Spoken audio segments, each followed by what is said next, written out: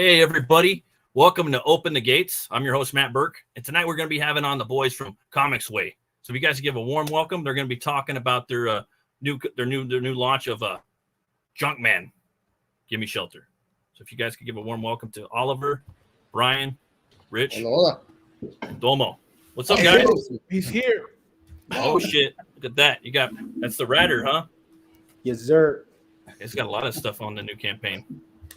Yeah, I'm telling. I really think it's going to be a sleeper. I think once it gets out and people see it, they're going to go, one, where did this come from, and two, how do I get it? And the sad part is I don't think I'm going to leave it on the website. We're gonna, once the campaign's done, I think we're going to move it over to a different social media and only have it exclusive there.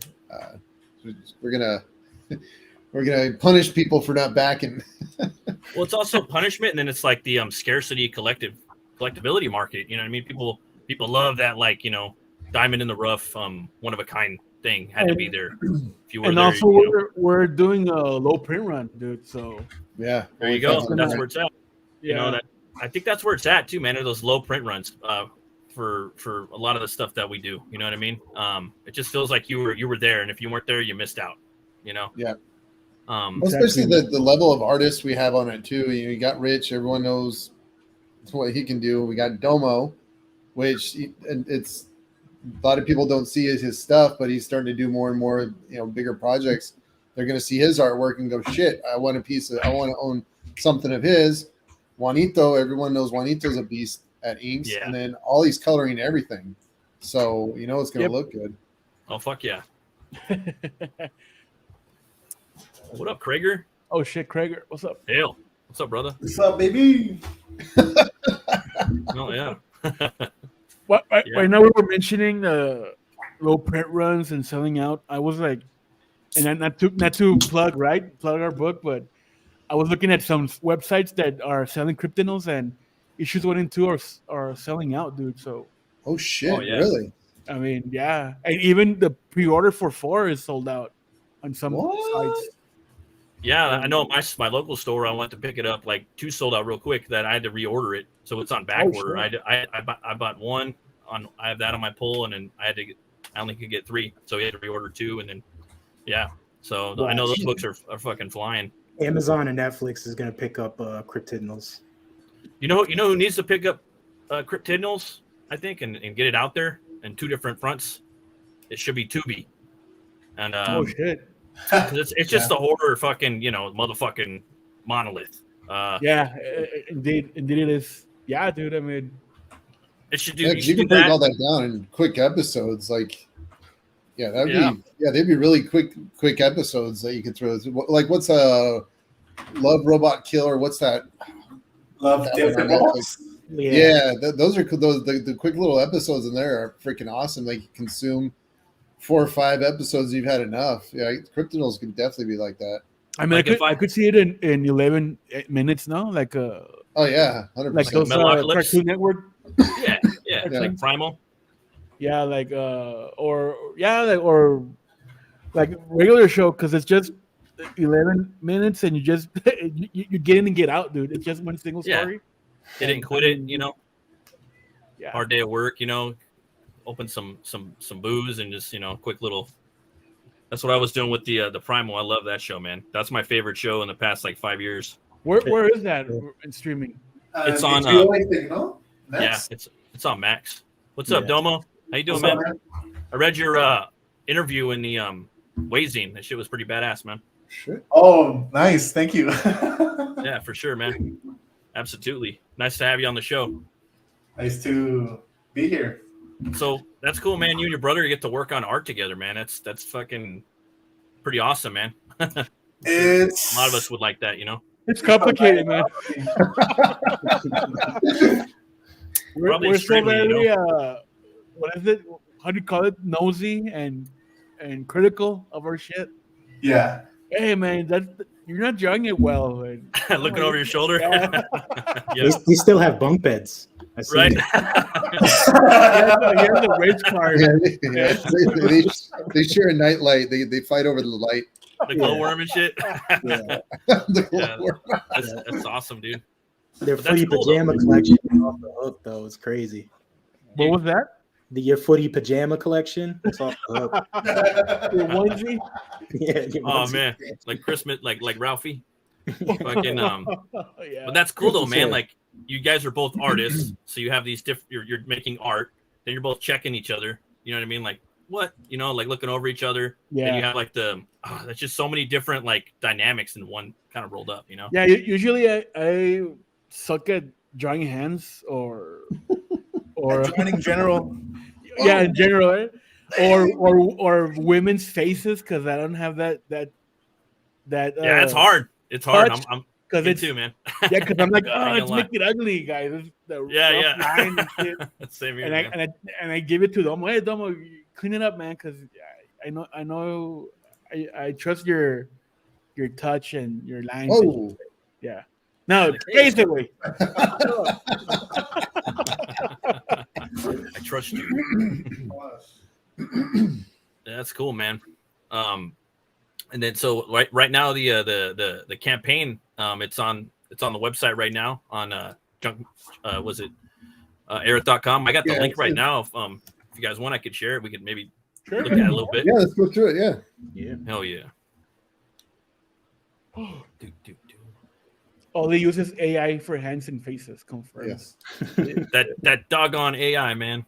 No, Actually, I use AI to write up stuff, and it helps me tremendously I bet, man. for pitches and just to like rearrange speeds it up, words man. and just to Yeah. express an idea better. Yeah, I use AI. Fuck it. I'm the writer. I love that, man. I love the Junkman, the style right here. Hell yeah. It's That's different, Domo. a little different from Undead Border. Mhm. It's got its own flair to it. I like how he's right over the logo too. That's It's a what's cool. badass. Is like the thing with the three artists on this project is, you see a Rich Ayala piece, you know it's Rich. You Yeah, see a Juanito definitely. piece, you know it's Juanito. You see a Domo piece, you know it's Domo. So that's what's really cool about this little crew is everybody is unique, and it's not like, hey, which one of the Guays drew this? Like everyone knows, oh yeah, that's got to be a Rich piece. So, Even the graphic design, logo design, it's very unique. to Exactly, it. yep. It's yeah. I just want to give props to Domo too. That with that the thumbnail, the sketch with the Junkman throwing a zombie head through somebody's torso. Oh, yeah. I seen that on Twitter. That Top shit's notch, fucking metal.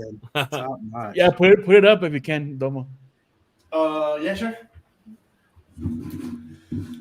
Yeah, So- while we were writing the comic, we were like, we need it's only 12 pages. We just need to make these like 12 begging pages, Yeah. war and like action. So Yeah. I think we're gonna deliver it. Beast. We're And, gonna yeah, I'm looking at all the thumbnails right now, and for a 12-page comic, it has a story, and it's just like nonstop every page. It's a self-contained story. Dude, 100%, and it's got some feelings to it too. So with this story, the Junkman Gimmie Shelter, Mhm. is this the bridge from Undead Border into Dwarfs versus Junkman? Exactly, Matt. You nailed Okay. it. Right in So the head. for me, I mean, you guys know I'm a big fan of Junkman and Undead Border, and I love your stuff. Thank you. So I think, I mean, a lot of people, need to know that, man. When that motherfucker came into the store, he came out of nowhere like a ton of bricks. He just hit those kids like nothing. Like he just fucking mowed right through them, dude. Yep. And then Yeah. I forgot the lady's name. She went in there opened a can of Katrina. whoop ass. Patina. Katrina. Yeah. Yeah. Patina. And yeah, dude. I wanted more though. I wanted more of the Junkman, and this is it. Then you guys announced the Dwarfs vs. Junkman. That's gonna be fun for those of you that love fantasy football and comics. This is like for me, I think that would be like the perfect marriage of what kind of like Dwarfs versus Lion was, but now you get the motherfucking Junkman. So Yeah, you get that it's gonna be brutal later. because you get to really see inside his fort, and you're gonna see all his booby traps, and what does he really do, and how does he live his life, and it's kind of cool how this setup is on the Gimmie Shelter, how it kind of starts the beginning of Dwarfs versus Junkman. just in the 12 pages, if you go through the thumbnails, you see there's like 3 sides to Junkman that you get to see here. You get to see a violent side. You get to see like the quiet loner side, and then you also get to see a compassionate side of him too, which is really weird because he's a fucking monster. Like, Yeah, he's it's like oh, Jason's got a heart. Like, no, he doesn't. Yeah, no, Jason Voorhees, yeah, he's a monster. No, but all this stems from my my upbringing with anime, because even the villains have a tragic backstory or right. or redeeming qualities to it. So I mean, yeah, man, nobody's evil just to be evil, right? I mean, maybe some characters are Yeah, because they serve a purpose, but I mean, in our world, yeah, everything has a reason, and why are they like that and shit like that. Yeah.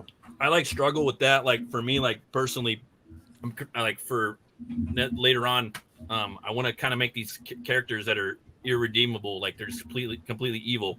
Mm-hmm. That way, But for my book, I was working on Butch Cleaver. I wanted to milk it and like just have that book around forever, but I only have so much time. So I wanted people to human with Butch. So how do I do that? I got to show where he came from, so you guys know why he's this fucking, bone incarnate, basically, and why he is so evil. You know what I mean? And unfortunately, if you read it, you'd probably get to kind of level with them. And sometimes you do that. Sometimes you get the Jason Voorhees. Actually, talking about Jason Voorhees, like a little bit of a humanizing to him. He wouldn't even be a bad guy if people just stopped screwing around on his campsite. Exactly. That's what I'm talking. There's actually a comic book from Wallstorm where the Camp Crystal reopens, and they're to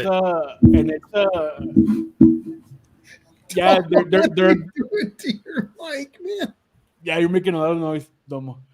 And it's campus session. The kids come in and they see and Jason spots a little kid that's deformed, has a deformity in his face.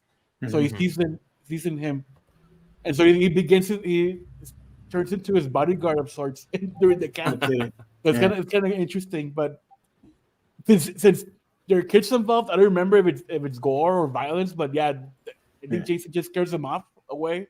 Yeah.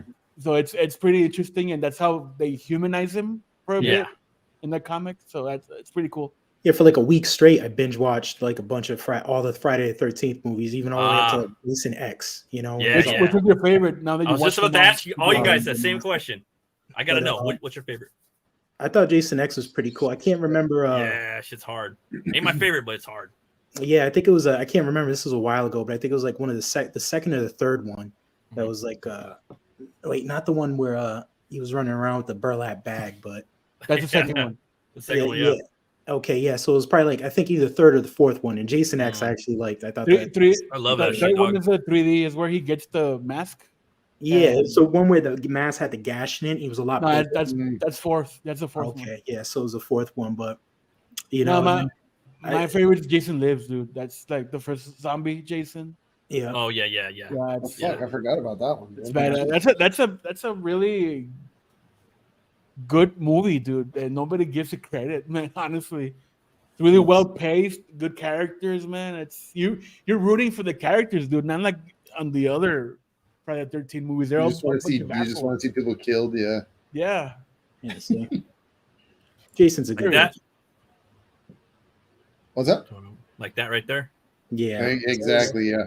Domo has also his favorite. So if we can turn his mic back on. And sorry, is it still doing weird noises? Yeah, you're moving your microphone base a lot, so it vibrates a lot.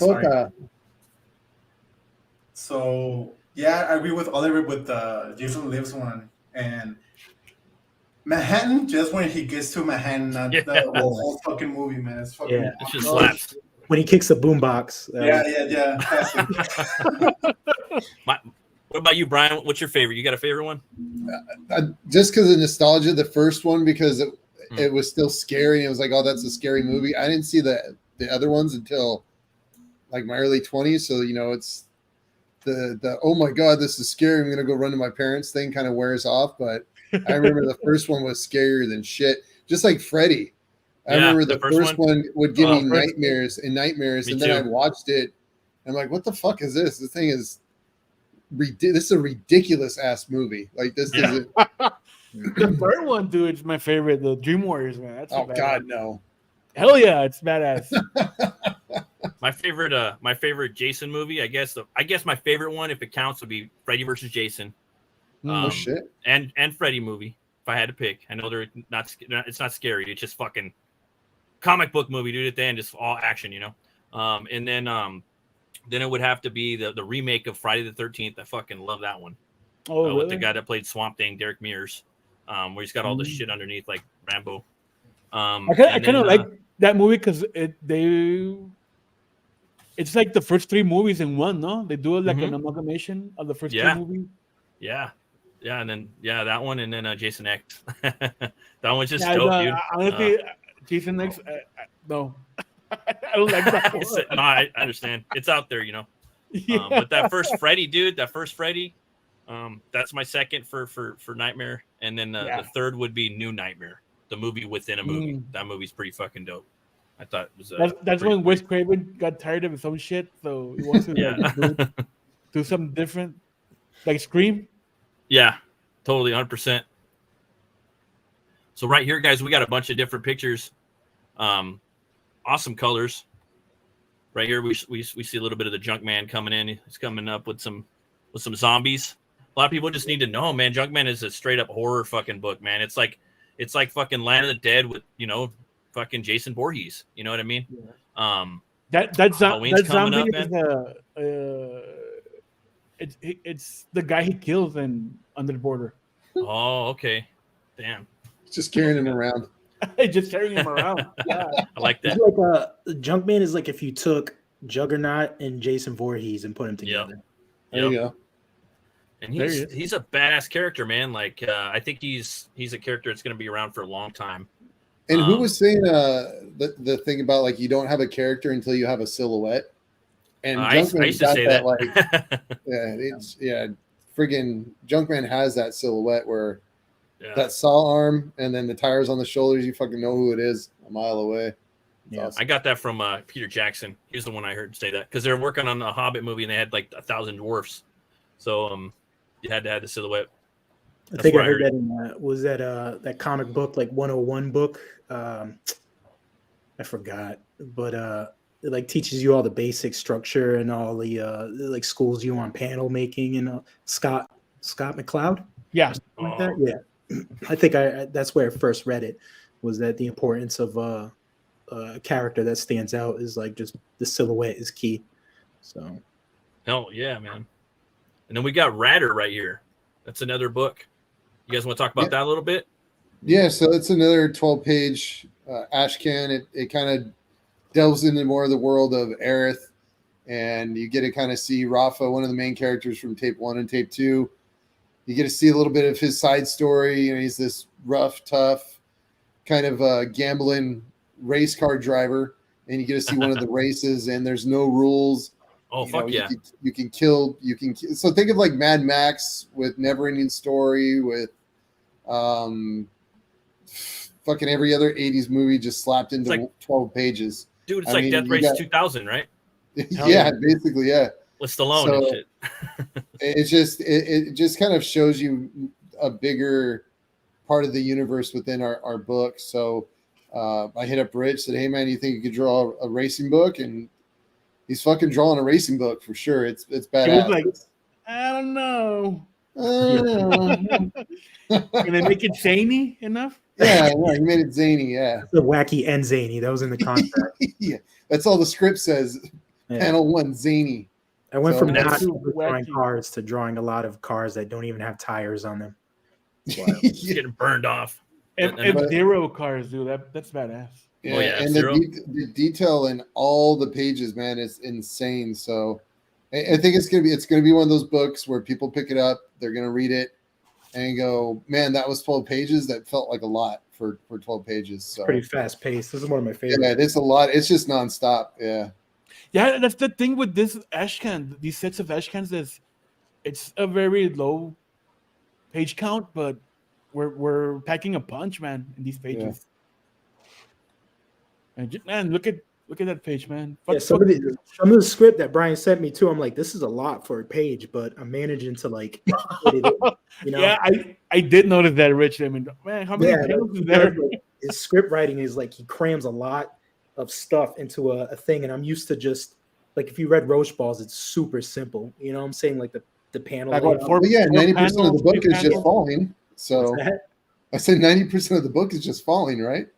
Yeah. So like, and then he'll send me the script, and I'm like, well, I'm not used to trying to cram all this craziness into one page, but I wasn't gonna fight it. I'm just gonna like, let's see if I can do this, and everything is working out. I'm like, all right, I can do dope, this. Dude.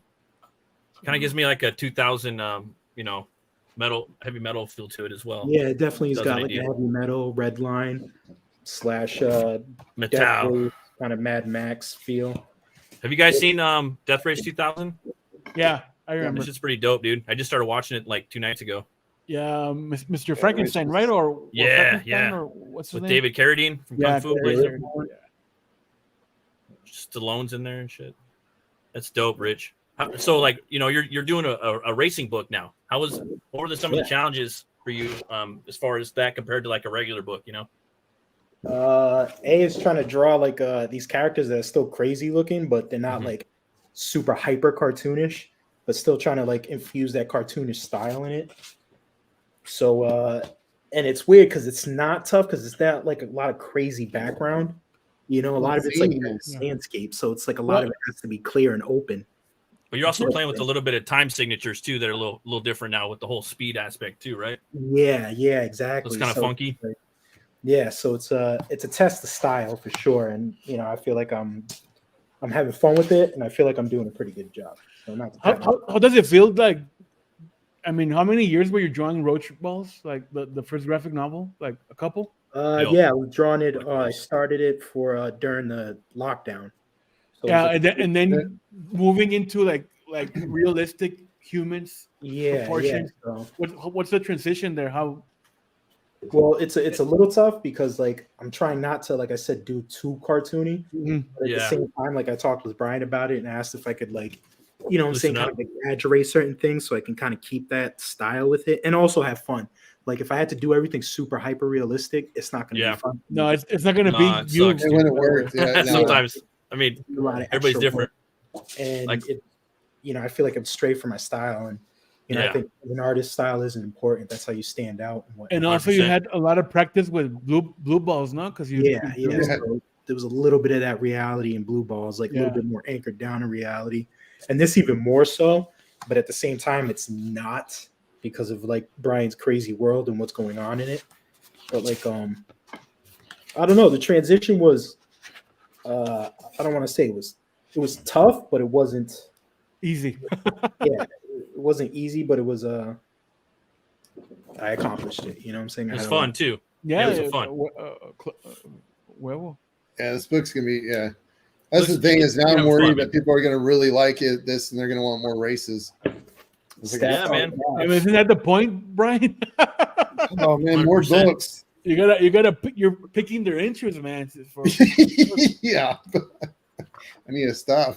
we got a question from Travis Parrick. When are we getting Roach Balls 2? Roach Balls book 2 keeps getting a lot of ups and downs, but I am working on some short stories. So those short stories will be featured in the next Wayzine. There we go. Yeah. Dude, that's yeah. So Rich, whenever you're drawing, sometimes like exaggerated forms, do you start with like in your head or even on paper? Do you throw down like some anatomically correct loose shit first, and then kind of go in there and fuck up the form a little bit? Yeah, well, sort of. Like I'll just start off like everybody does, and you have like these weird like loose sketches and whatnot. Mm-hmm. And then I'll just mess around in the book, but I try not to go too crazy and too detailed in in the sketches. Yeah. That way I keep a lot of that loose style and that like rawness in the final stages. So, is that the book you took to Juarez last time? Yeah. Awesome. So like cool, what I planned, back to Travis's question, like I'm going to do a bunch of short stories and then compile them into the next roach ball. Oh, there it is. That's fun, dude. Like a bunch of day in the life shots of roach balls, right? Yeah. Because I do have other Forgot characters. that. I do have other give them characters context. I want to work on. Yeah, Find that tell them what page. that page is. Tell them what that page is about. Oh, this page. So I had a bunch of the homies sketch, the characters in it. So everybody threw down on this little collabo page. And everybody's like pretty much at a bar, kind of. It's the memoirs right there, huh? Yeah. This is Brian's character. Cholo Wolfman businessman. You got Domo. That's cool, man. You got Sophia there. Yeah. Let's see. Dario. Adios. Dario, yeah. Oh, that's Julius' Freeman. Yeah. Didn't Dario draw the girl though? Yeah. Yeah, Dario drew Yeah, her. yeah. Yep. And then Javi. Javi's character. Guy Marisol did the dog in the. Yep. Oh yeah, on the shirt. Yeah. You got what am I doing right here? You got the mean mole burrito by Ali. Mole burrito. The Ali mole burrito. Good times. You got Death Diego burrito. there. Yeah. Yep. So everybody threw down on that. Memories. Is that the burritos from Undead Border or from From Dead Stop, Stop, I mean- dude. I haven't got in there yet. Oh no, I gotta man! get- Don't eat those burritos. Yeah, these burritos turn your intestines into a dead stop. So, Oh Yeah. man, fuck. Oh, shit, Krieger said he'll buy it. Ooh. I'd Buy buy that that. book. $1 million. So yeah, this is some of the Radder like thumbnail layouts. Oh hell yeah, dude. Hell yeah, awesome. It's pure Yeah, I love that stuff. chaos, You should do some shorts with those, bro. When you're allowed to, or if you can. The whole I know, process. if Brian ever wants to throw, make some kind of like extra bonus sketches and have everybody throw down sketches, that'd be cool. Like those YouTube shorts. That's what Yeah. I've been doing. I'll do like the thumbnail to pencils to inks. Slap some fucking metal on there. Yeah, here's another comic I'm working on. So like, Oh, that's still good. I drew out. Do you find easier to sketch with a pen, dude, with a ballpoint pen, or is it just? Yes Faster and no sometimes. So I'll start off with like a super light pencil. What is this HB 5 HB or Yeah. something? 5.8. Nice. Just do a wicked like light sketch. So like here's another thumbnail from Radder, but you can't even see it because the pencils are so light. Oh, okay. And then I'll go over with the ballpoint pen and just do that. Because I usually do that with when I'm laying out the Kryptonite stuff. I just go with a ballpoint pen, and if I mess up, I just do another one. Why has Brian got so much real estate in my sketchbook? It's kind of I just realized. Why? Get your money back, dude. Yeah. Oh, shit. Back to it. Hey, we got Brian in the house. What's What up, Brian? Rich wants off the screen. He's like, come on now, get me off. What's up, fools? Get me out of here. Ah! There There you we go. go. For sure, man. Let me jump back on that campaign real quick. Yeah, dude, those look awesome, man. Lots of stuff coming from you, huh? Yeah. Is so Brian that's why- still living out of a hotel room, or is he back at as in He's a house sitting right now. He's Oh, gonna get a shit. new. Yeah, he's gonna be getting a new spot pretty soon. That Nice. fool's working on a gang of fucking stories, dude. No shit. Yeah, I'm doing a book with him too. The Puritanian. It's gonna be fucking. We're fun. we're in the talks now, working on a Man Dog and 6-Gun Gorilla crossover. Dude, that's gonna be fucking lit, man. Yeah, next year, man. Next year, after we're done with our duties, You know. work on that. Too mucho, man. Too mucho duties. I know. Yeah. And then like right here we have another story, right? From Yeah, so the this is Aerith called universe. so it's called Virus and a Lullaby, covered by Skibo, and the fucking cover is just I love that damn cover. But this kind of like is the prologue to Aerith, kind of seeing how her world was created, where it comes from, and you get to see one of the main characters, kind of his backstory, how he fits into the full universe that Aerith is in. So another 12 pages of it's a whole action sequence. Like it's from the start. It's just battle, and it has a pretty dark twist to it at the end, and it kind of just sets it up like, yeah, Aerith might be this funny, wacky, shit talking, zany book, but in reality, there's a dark aspect to it. The whole plot has this extremely disturbing purpose. So, and this kind of gives you that first taste of what it is. That's awesome, man. And I remember that side story that came, I think it was with one of the Mox. Yeah, that one was pretty dark, dude. From that same universe, so I could I got a little like peek into that as well. So I definitely understand what you're saying. I'm excited for that, man. I can't wait to see where you're going. I fucking love too with Ratter. That dude's a badass too. Oh, Rafa? Rafa, yeah. He was my favorite, man. That's what's cool is that we'll go into more where he comes from and why he's created and his real purpose. So it's the books, there's a lot. And now we're working with Javi and Ollie. We're working on a series that kind of goes through Aerith's beginning of, she was this pop star / assassin. So That's we dope. get to go through her whole series. So it's a little bit more of a manga style. Javi's just destroying that right now. And we're going to be doing a bunch of stuff on top of that. We're working on a full-length album right now, all original music, metal. We're going through vocalists right now. Female vocalists are really hard to find for metal. Yeah, really fucking hard because we want to do ballads too. So there's such a vocal range there. The packaging, everybody knows me for the cassette tape package, and that's about to look like secondhand bullshit once people see what we're doing with the Aerith thing. But yeah, we just wanted some really quick stories to connect 656 IP to Aerith, give you kind of a little bit more look into Junkman, and then just give you a little bit more sampling of the Aerith world. And then we'll just start dumping big books on top of it.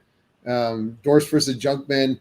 That's going to be a whole battle crazy series in its own. So the next two big books that we're dropping in the Aerith world are going to be massive projects. Like probably the biggest indie projects that people have seen. I mean, none of the pros in the indie world are doing the size of what we have planned for these two projects. I don't even think they have the resources to do what we're doing.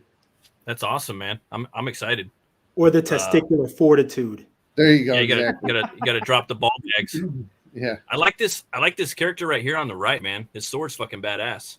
Yeah, and that sword's all through Aerith. There's a purpose for it. There's a reason why it was made.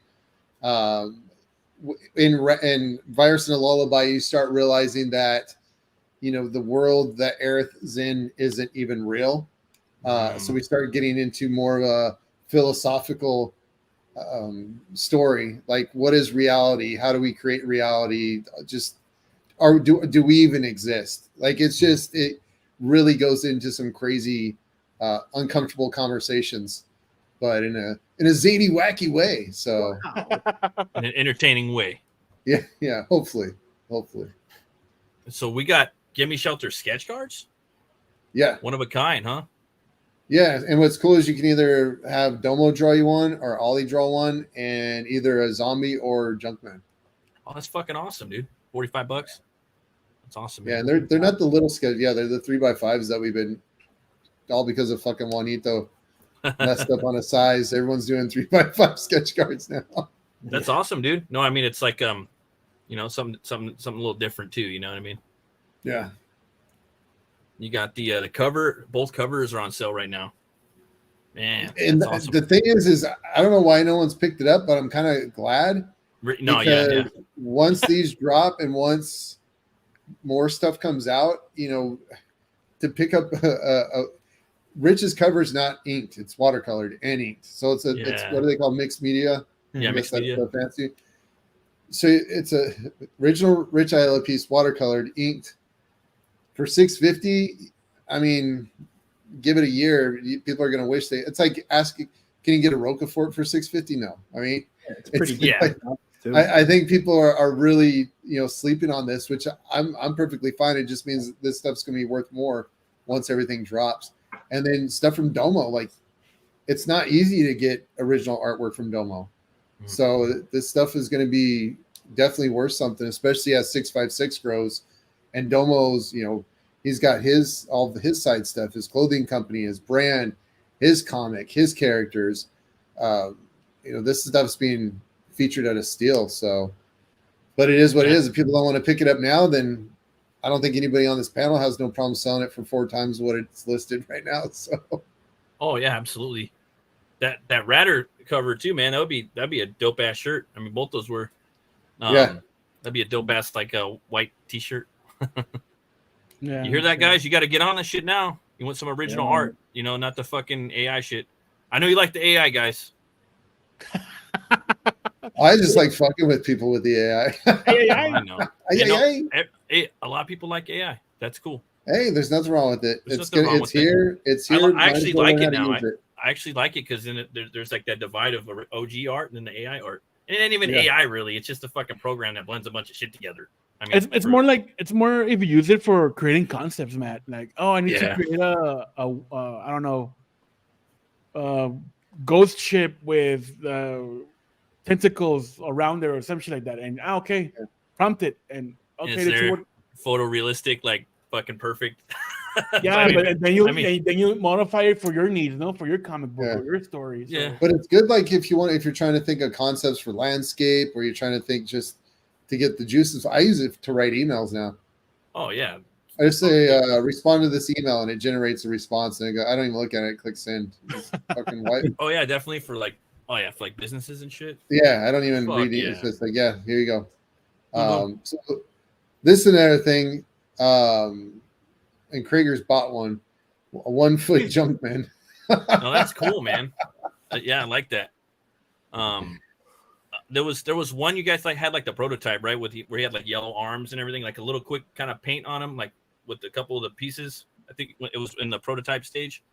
I don't know if it was the 1-foot one, but it was the art, the drawing. The only ones we printed are just the 3D resins. We had a color changing one that was for people who backed early. For Doris versus Junkman, and then we sent out some other ones.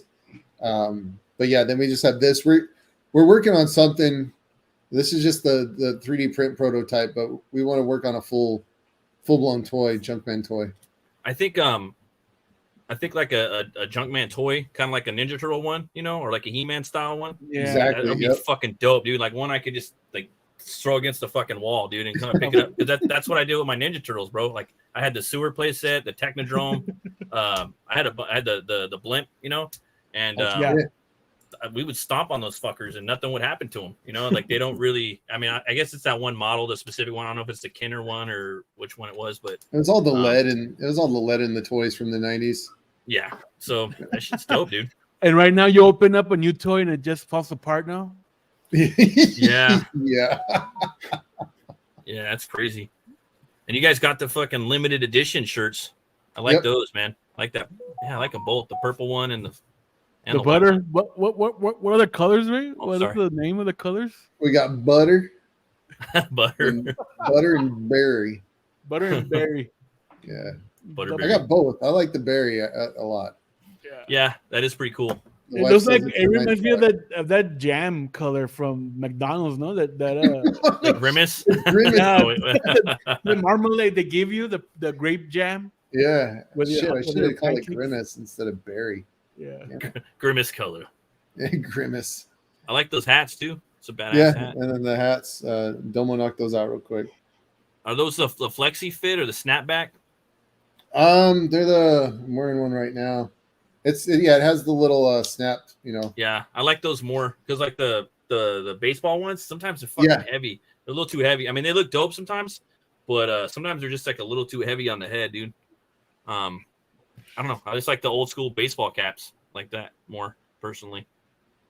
Yeah, man, lots of cool stuff on here.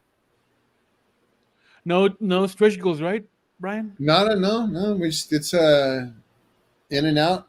Drop the, stretch goals are kind of weird nowadays. I feel sometimes, you Yeah. know, Shit, like I don't know. It's just kind of like I don't know. I mean, maybe like yeah. It's like, do you really need one later? You know, like I don't know. I don't think I'm gonna have them on my next campaign. It's very hit or miss, no? And do you really guys want a print or a bookmark? I think for just me, offer people just offer Yeah. people the bundle kit or the simple kit. You know why? Yeah.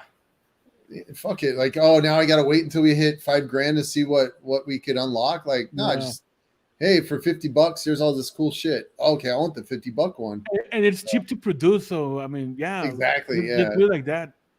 Yeah. And it's like if you like have a massive campaign, then you're making all this money, then maybe you could be like, okay, hey guys, I'm fucking gonna I'm throwing this in, and then you know maybe if we hit that, like okay, then maybe you might want to open up a dialogue of what a theoretical stretch goal could be. You know what I mean? Well, I think it might be confusing because I know people get crazy with the stretch goals, and it's like, oh, only if you backed option A, B, and C, you get this. It's like, well, what am I getting? I don't know. So it gets a little hairy. I think we need to make these campaigns a little bit more A, B, C, and that's 100%, real straightforward. Which that's what we did with Dead Stop, because I was more interested in let's just invest all the money in the book. That's why we did the die cut, and I mean we did have a stretch goal for an acetate cover, but we didn't make it. But the best, dude. Yeah, but I mean it's just another book people slept on, man. That's another fucking book. Like Dead Stop, it's fucking crazy, dude. It's just I don't know, man. It's Yeah, I just think that we're in a weird time right now. I think people are going to start going back reading comics a little more. What's your theory? Like why are we like this right now in crowdfunding and it's a recession, dude. Everything's fucking expensive. Not because people are doing crappy books. No, it's a recession. There's people. It's just people don't have the money right now. Once people start making more money again and the shit starts getting a little cheaper, then you're gonna start having more dispensable or how do you say? Think about this, just more money to buy shit, dude. If gas dropped just back down to $3, I mean now people have an extra $100, $200 a month alone. People that buy comics, they're not like millionaires. They're just dudes like us. They're just like people that want to have entertainment and buy shit. Those are the most people that spend their money on stuff. So yeah, once the economy picks up, dude, you're gonna see like a lot more people buying, have more disposable income. They can start buying more shit. That's just my humble opinion. That's what I think. I know it's affected me a little bit. So us too. But yeah. So I'm but that's all good, dude. Just keep making the books. Like a lot of. There's not a lot of. I mean, there's a lot of us out here, but there's not a lot of us out here. There's not as much as there was, 20 years ago, 30 years ago, doing a lot of this stuff. Doesn't seem like it. So just got to keep doing what we're doing and making these books, I think, and having fun, and checking each other. That's a relief because I thought we were gonna have to pivot into making books about dildo toads or something. Yeah. Well, don't cut options off the table, Rich. You never know. I might have some ideas. I mean, we are after we. I mean, I'm done with Brian's projects and we're done publishing Cryptonos. Yeah, we do have a project we want to launch on Kickstarter, like catering to that crowd, that algorithm, the not safe for work stuff. But dick toads. Yeah. What? Oh. Well, I mean, like, do you mean Kickstarter? Like just that specific audience? Yeah. Because I mean, every crowdfunding site's got different. It's a different audience, bro. Like Zoom's a different audience. Not safe for work on Kickstarter, you're getting fucking $20,000. Yeah, because the audience in Indiegogo, they're all shadow banned, so that's they're shadow banned too. You know what I mean? That's a dead market right there, and and then you have the exodus going over to Fund My Comic. That thing's just fucking getting bigger and bigger. There's just so many books on there. I don't know any of the people that are like half the people that are on there. I've never even seen the stuff. Like if I haven't browsed the site fucking since it first opened up, but I just see so many books on there. So I think the word's getting out, and there's going to be more people going over there.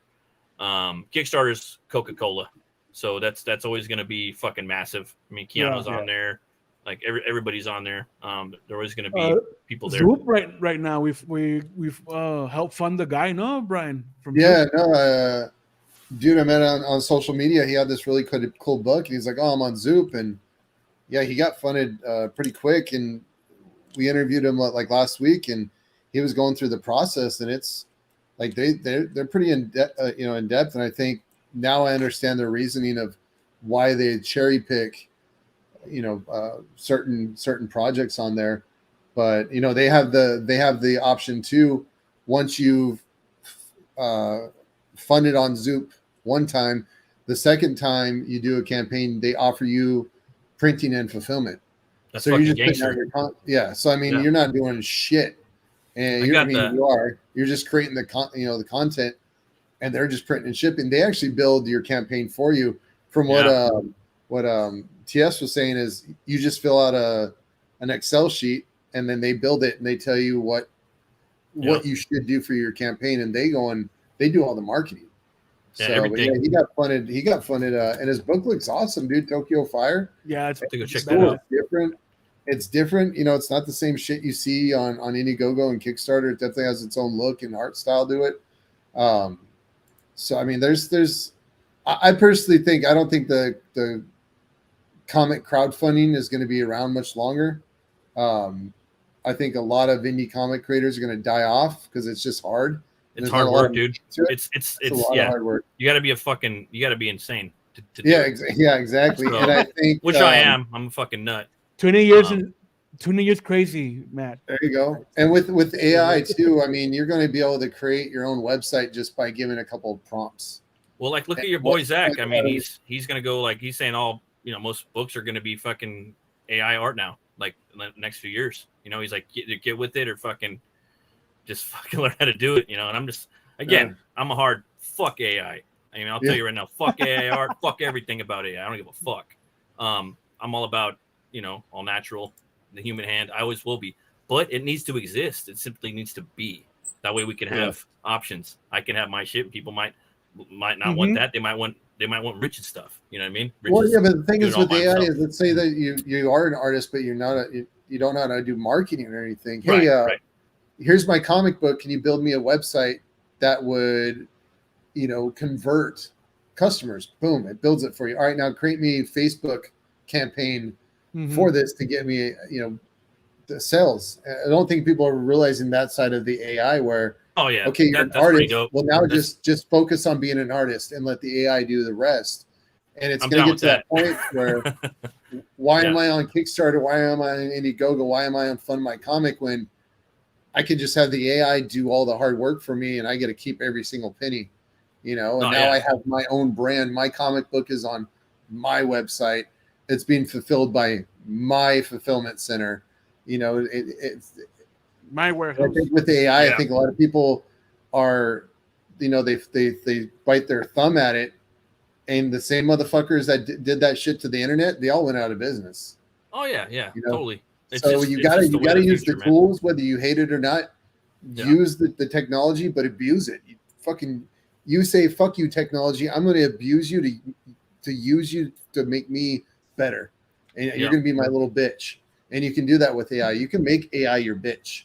Yeah. And so you can either bitch about AI or make it your bitch. Those are your two options. And what I'm seeing just in the e-com world, I mean, you're getting all customer services AI. Fulfillment is print on demand now is becoming AI now, where graphics are just loaded up and the system is putting it in the shirt. It's scanning the shirt. It knows where to place it. It does Q&A, quality control, just by scanning the shirt, scanning the print quality. I mean, it does all that shit now. So it's just, use it as a tool and guarantee in 1 year the people who have been using the AI will be ahead of everybody else. For sure, dude. You won't even 100%. Be able to compete because you'll be so far fucking behind. I like AI. The AI art stuff's a little dicey, to me it looks rubber and plastic. Like almost most of the stuff looks rubber and plastic. I'm not talking about the hand fuckery, but I know they're gonna fix it in like 5 minutes anyway. Like this shit's gonna be done. Like I already know. It looks. I guarantee there will be immaculate already. There will be a fully generated major motion picture generated by AI within the next 5 years, guaranteed. Well, I was saying like pretty soon, like one day people are gonna be like, oh, I want a a live action Bruce Timm fucking Lobo movie. You know what I mean? And directed by fucking I don't know, some Guillermo del Toro, and it'll just factor all those things in. You could put the actors you want in there with and it'll do all of that. Like it's, I don't know, it's a crazy time, man. But I do know that too. Weird. Yeah, porn's gonna get really weird.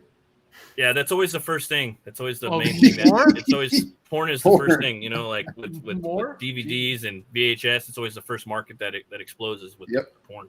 I want to see the day where I could just upload Rich Ayala's artwork to AI. Hey, draw me the bush balls. No, I mean it'll happen. It'll happen one day. I mean that's what's. But I mean that's again for me. That'll always go back to like for art. You're always gonna have the human wild organic hand, like Matt Burke and Rich Ayala running around out in the fucking jungle, like drawing shit, like organic. I've been working so hard and how to wild caught, just for AI to come along. Hey AI, draw me something zany and wacky. Yeah. Like Rich Ayala? Yeah. Just like that. But those all those crowdfunding sites, they are all different. Like Zoop, I got that Axe Wheeler John when that Patora launched on there. Like that shit looks fucking metal out, Pick that up. It's fulfilling too. I got an email like today or yesterday that like make sure your address is all right. Like I'm like, oh, homeboy's fulfilling this shit. I just put into Mid Journey. I said, draw me something zany and wacky. Let's see what. And then I found another AI chat. Yeah, you can upload text documents or PDFs, Mm. and I just uploaded a script from then they told, hey, give me a synopsis of the script.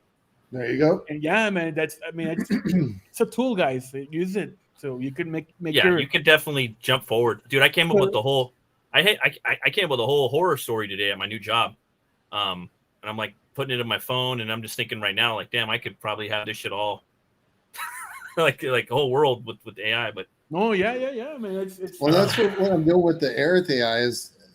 Anytime we write script or panels, I feed it into the AI. So the Aerith AI knows every detail of the Aerith world. And what I wanted to do eventually is put it up on the website to where someone can ask any question about the universe. And Aerith can give you an answer or tell you a story or go in depth about a character. Like you can't do that anywhere. You got to wait till the lore is written. But if AI already knows everything and can create the lore on a fly, making sure that everything's connected, like it's not going to forget the characters and how they're connected. I mean, that's freaking awesome. Like, hey, Aerith, what happened last week in Sector 5? She'll tell you what happened. Like it's crazy. You know what I mean? It's creating a different experience to bring you more involved into the comic that we're building. Yeah, that's pretty dope. I mean, obviously, no one's doing that. Whatchamacallit, Brian over here, Kreisgau, he did a 6-gun guerrilla campaign on Zoop too. Mm-hmm. Yep. He made like $5,000 on there. All different people. He didn't even. I mean, raise that much. I mean, I don't know. But did he like reach his goal or did it? I think so. Yeah. I mean, no, I don't think he reached his goal. I'm not sure, to be honest. But they were all new backers, like he told me, like people he'd never met. So that's how I do know that there is a different audience over there. And just same thing with Kickstarter. And if you have the time and, like your book might do better somewhere or not. Either way, there's different audiences on every crowdfunding site, And where's another audience? The people that don't do crowdfunding or on YouTube or social media.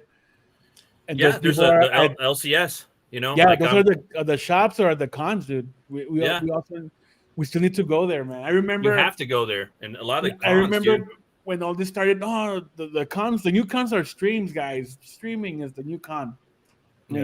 Sure, because there's a pandemic and we're locked down, but that shit's gonna end, and people are gonna be starving to get out of the house, man. And they want to go buy comics or. Dude, there's so many cons, or whatever. Like where I'm at, like they're not really that big. I mean, obviously we were talking like WonderCon and Comic Con, but the bulk of the fucking cons are like in the middle of America, like and like there's so many cons, and like I know because I see people on there and they're just raking it in, dude. Like people really love that shit out there more, you know? Yeah, So I if think you could do that. I think last weekend there was like 4 cons at the same time. Mm-hmm. There was Baltimore, then there was SPX, and I think there was the Long Beach and the LA con. No, I mean, the Long Beach one's pretty weak though. I ain't gonna lie. Yeah. I tabled next to Marv Wolfman, and fucking nobody was there, dude. They're just people walking around in cosplay. No one was buying books. It was empty. I mean, you had Rafiki running around wrestling some guy up on there was swear to Christ, but there was nobody there, dude. And the tables are $900 now. They were 300. They were 300, dude. Like when I went, and I went for 2 days. Nah, crazy. So, and I was just like, I'm never gonna ever fucking con here again. And then I just see the cons from all over, like Texas and fucking Baltimore and everywhere all over like America, dude. That's there's a lot more like the comic audiences is really out there, dude. A lot, you know. And then the LCSs, the local comic book stores, go in there, do signings. Even if you're not, even you know, you go in there, you push your book, you talk to people, you bark at them. You know what I mean? You hustle. Yeah. You let them know about your books. A lot of people don't do that, but they should. I think so. It's a missed opportunity. That's what I used to do back in like 2017. So I don't know. It's a lot of stuff. Yeah, it's a lot of hard work being an indie creator, man. You don't have the big guys looking over you or like sending you to signings or like I remember like in the 90s, dude, like when Extreme Studios would do tours, like yeah, the 90s. Everywhere, dude. What the fuck, man? That was awesome, dude. And yeah, they're not doing that anymore, dude. Or unless you're like a big time, or if Marvel or DC is backing you up, yeah, man. But it's a lot of hard work now. It's a lot of hard work. We're in a different movement right now. People want bespoke, fucking customized stuff. They want limited stuff, like limited print runs. Yeah. You know what I mean? Yeah, man, you just got to kind of do what you can artistically and fulfill your artistic need and urge, but also hopefully pick up some customers and supporters that like your stuff. That's exactly. The only thing you can really do is fucking have fun. And not you know, let anything really get in your way or fuck not going to depth. Yeah. No, that sucks, man. You know, gotta stay away from that. Definitely, dude. You guys hear any new metal bands lately? Oh, dude, fuck. I am in Japanese metal freaking hell right now. He's in baby metal mode right now. Yeah. No, dude, it's getting worse. Japan. Like I'm in the fucking Hanabi, freaking Bandmade. Dude, there's just so much freaking Japanese metal that like Pell genres of metal in Japan. Pell Dust fucking hard. So I was talking to the homie that we're doing our music with, and I was like, hey, don't think I'm weird, but hey, check out this video from Pell Dust.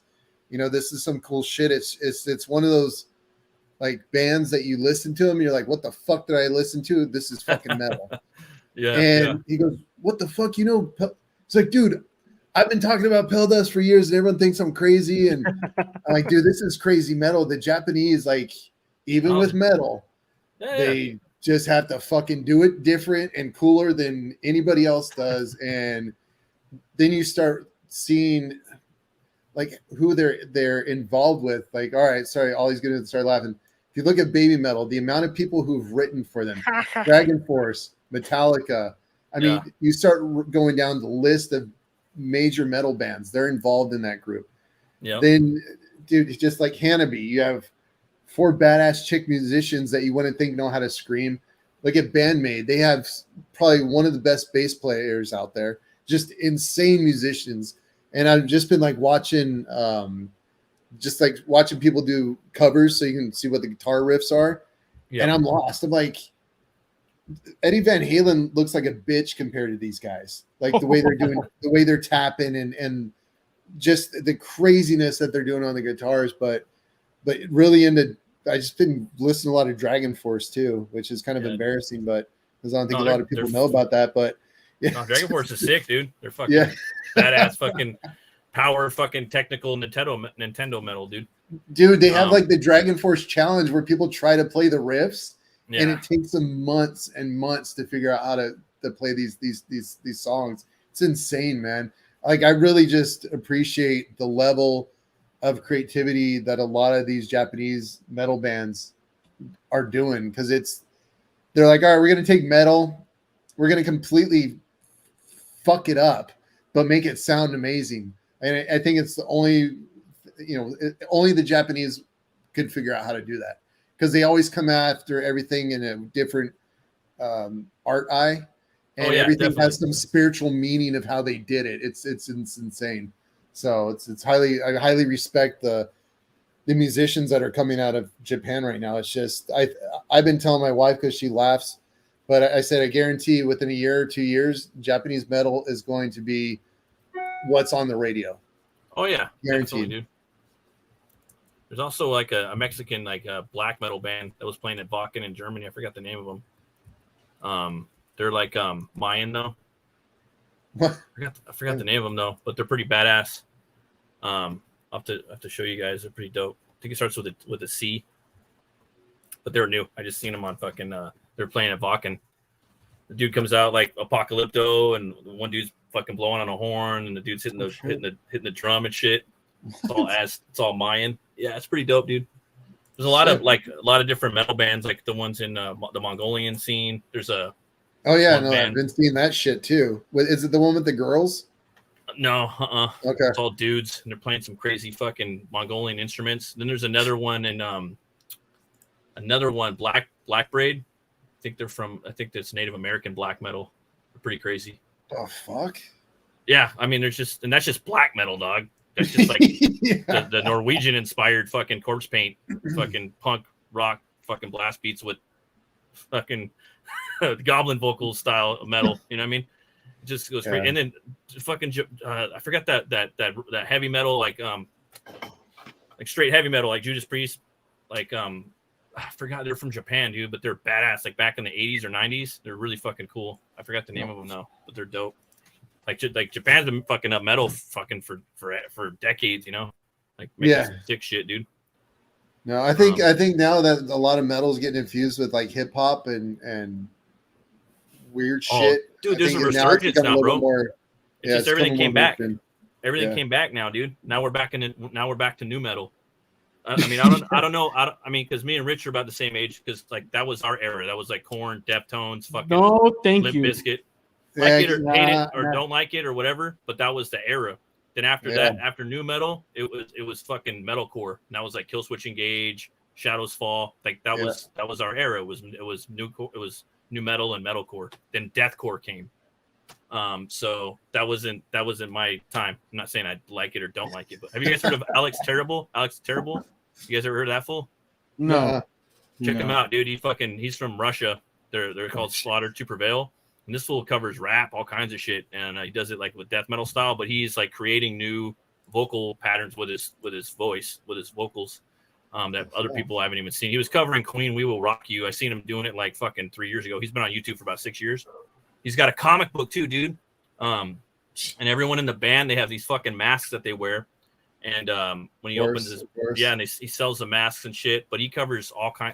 He's like rapping on a horse out in the snow. Because you know the Russians, they go crazy. You know, check it out, Alex Terrible. He's fucking dope. I'm gonna look it up. They're calling him the new Ozzy because metal hasn't had a showman in fucking for years. There ain't no motherfuckers biting off no bat. Metal needs showmen. Like when you go to a metal show, you need to entertain people, dude. You can't just like you have to put on a show. Like, I mean, Slipknot was probably like the last. That was a big one. Iron Maiden puts on a big show. You got Eddie running around. White Zombie, no? Rob Zombie too. Rob Zombie does. Amon Amarth does. They have the Vikings come out and they hit the shields. That shit's dope. But this fool, he's getting down. He'll go up there and he'll tell the whole audience, shh. Like everyone closes and he's like fucking doing a whole deep throat. But he projects so much that you can hear him all the way in the back without a microphone. So he's pretty powerful. And then he's doing like death metal, fucking like death. Like throat battles, you know how there's rap battles? Well, he's doing like fucking throat battles on his YouTube, but he's just having fun. He's having fun on his channel, and that's promoting his band. And then he's fucking selling magnets and masks and his comic books. Exactly. So it's just like, oh, that's cool. You know, and he's covering all these other bands and he's trying to sing and shit. So my buddy was showing them, and they bring in like a totally different like types of audiences. Like there's dude in fucking like preppy dudes with their fucking little sweaters on in there at the shows, and there's fucking dudes that are like, you know, fucking hip hoppers there. Then there's death metal dudes there. Like they're bringing in all kinds. You know, it's one of those bands that kind of help blow shit up, like baby metal too. You know. Yeah. Have you seen Breaking the Law? Alaskan, what is it? Eskimo. God, what are those guys? Boy. What is it? Eskimo Boy something. They do like the EDM with metal, and you see their shows, dude. Yeah. They're packing arenas, and like you said, it's not just the metalheads; it's everybody because they hit a sound that everybody fucking. I think. Yeah. Let me think of it. Eskimo crosses the borders, Boy. man. And and that's what I love about this new style of metal is they're using melodies from other genres, but putting it into metal to the hook. Like it's the hook that people are getting into. You look, what was his name? The rapper Lil Uzi. I didn't even know who the fuck that guy was. Does a crossover with baby metal. Doesn't sound anything like a baby metal song. No one knows what the hell's going on in the song, but it just explodes and everybody's listening to it now. Now you got rappers, like people who like hip hop, looking into different metal bands because like, I've never heard metal before. Is this what metal's like? So it's really cool. Yeah, I know Rich has heard Necro, huh?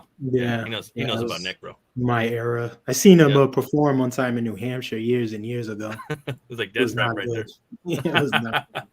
I still bought a T-shirt though. Yeah. I remember that fool.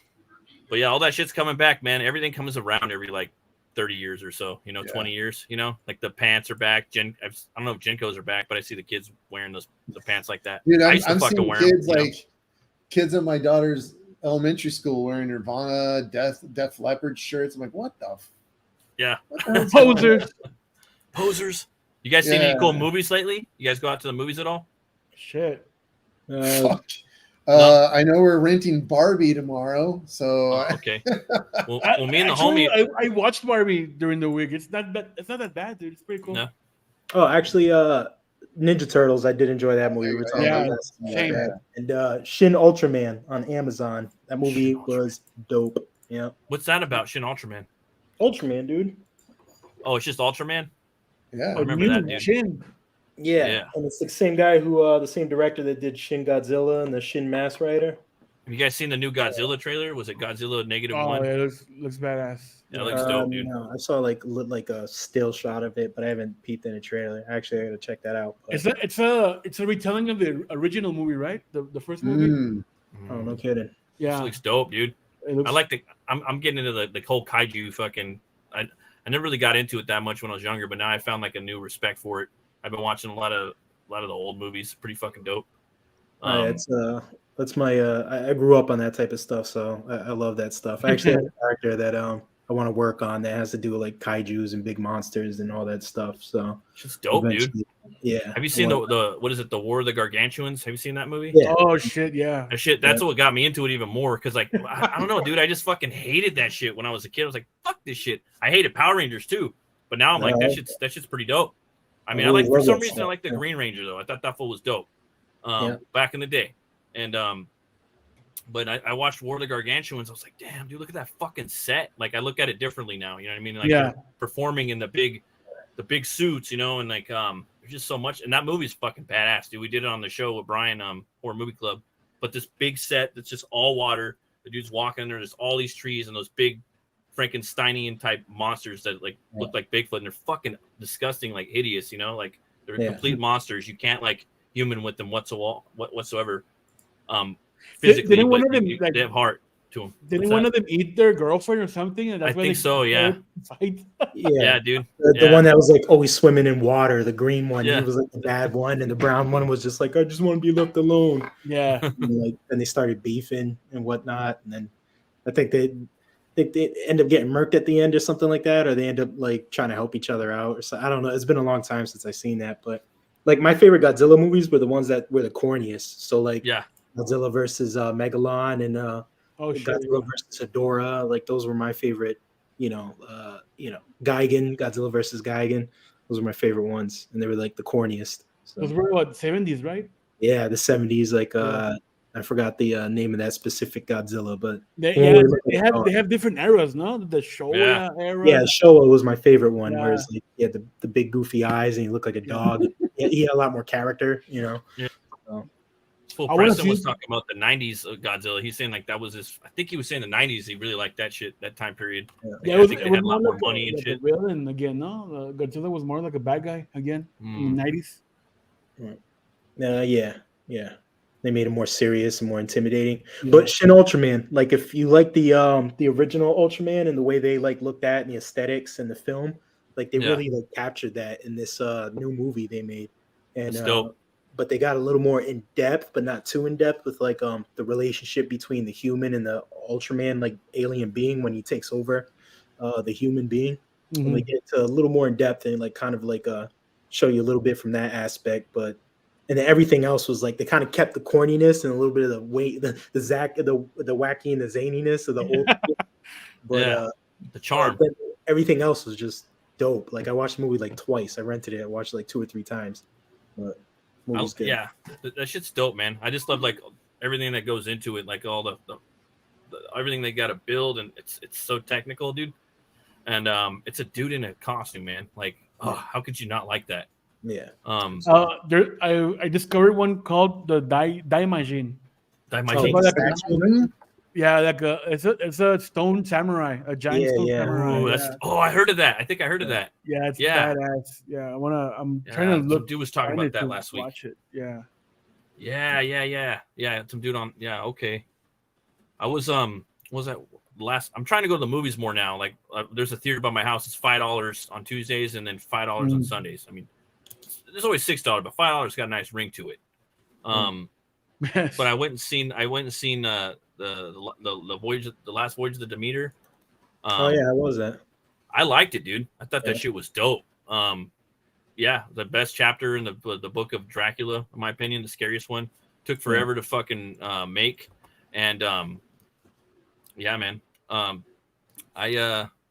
Dude, I really liked it. And then throughout the story, he basically like just keeps changing, dude.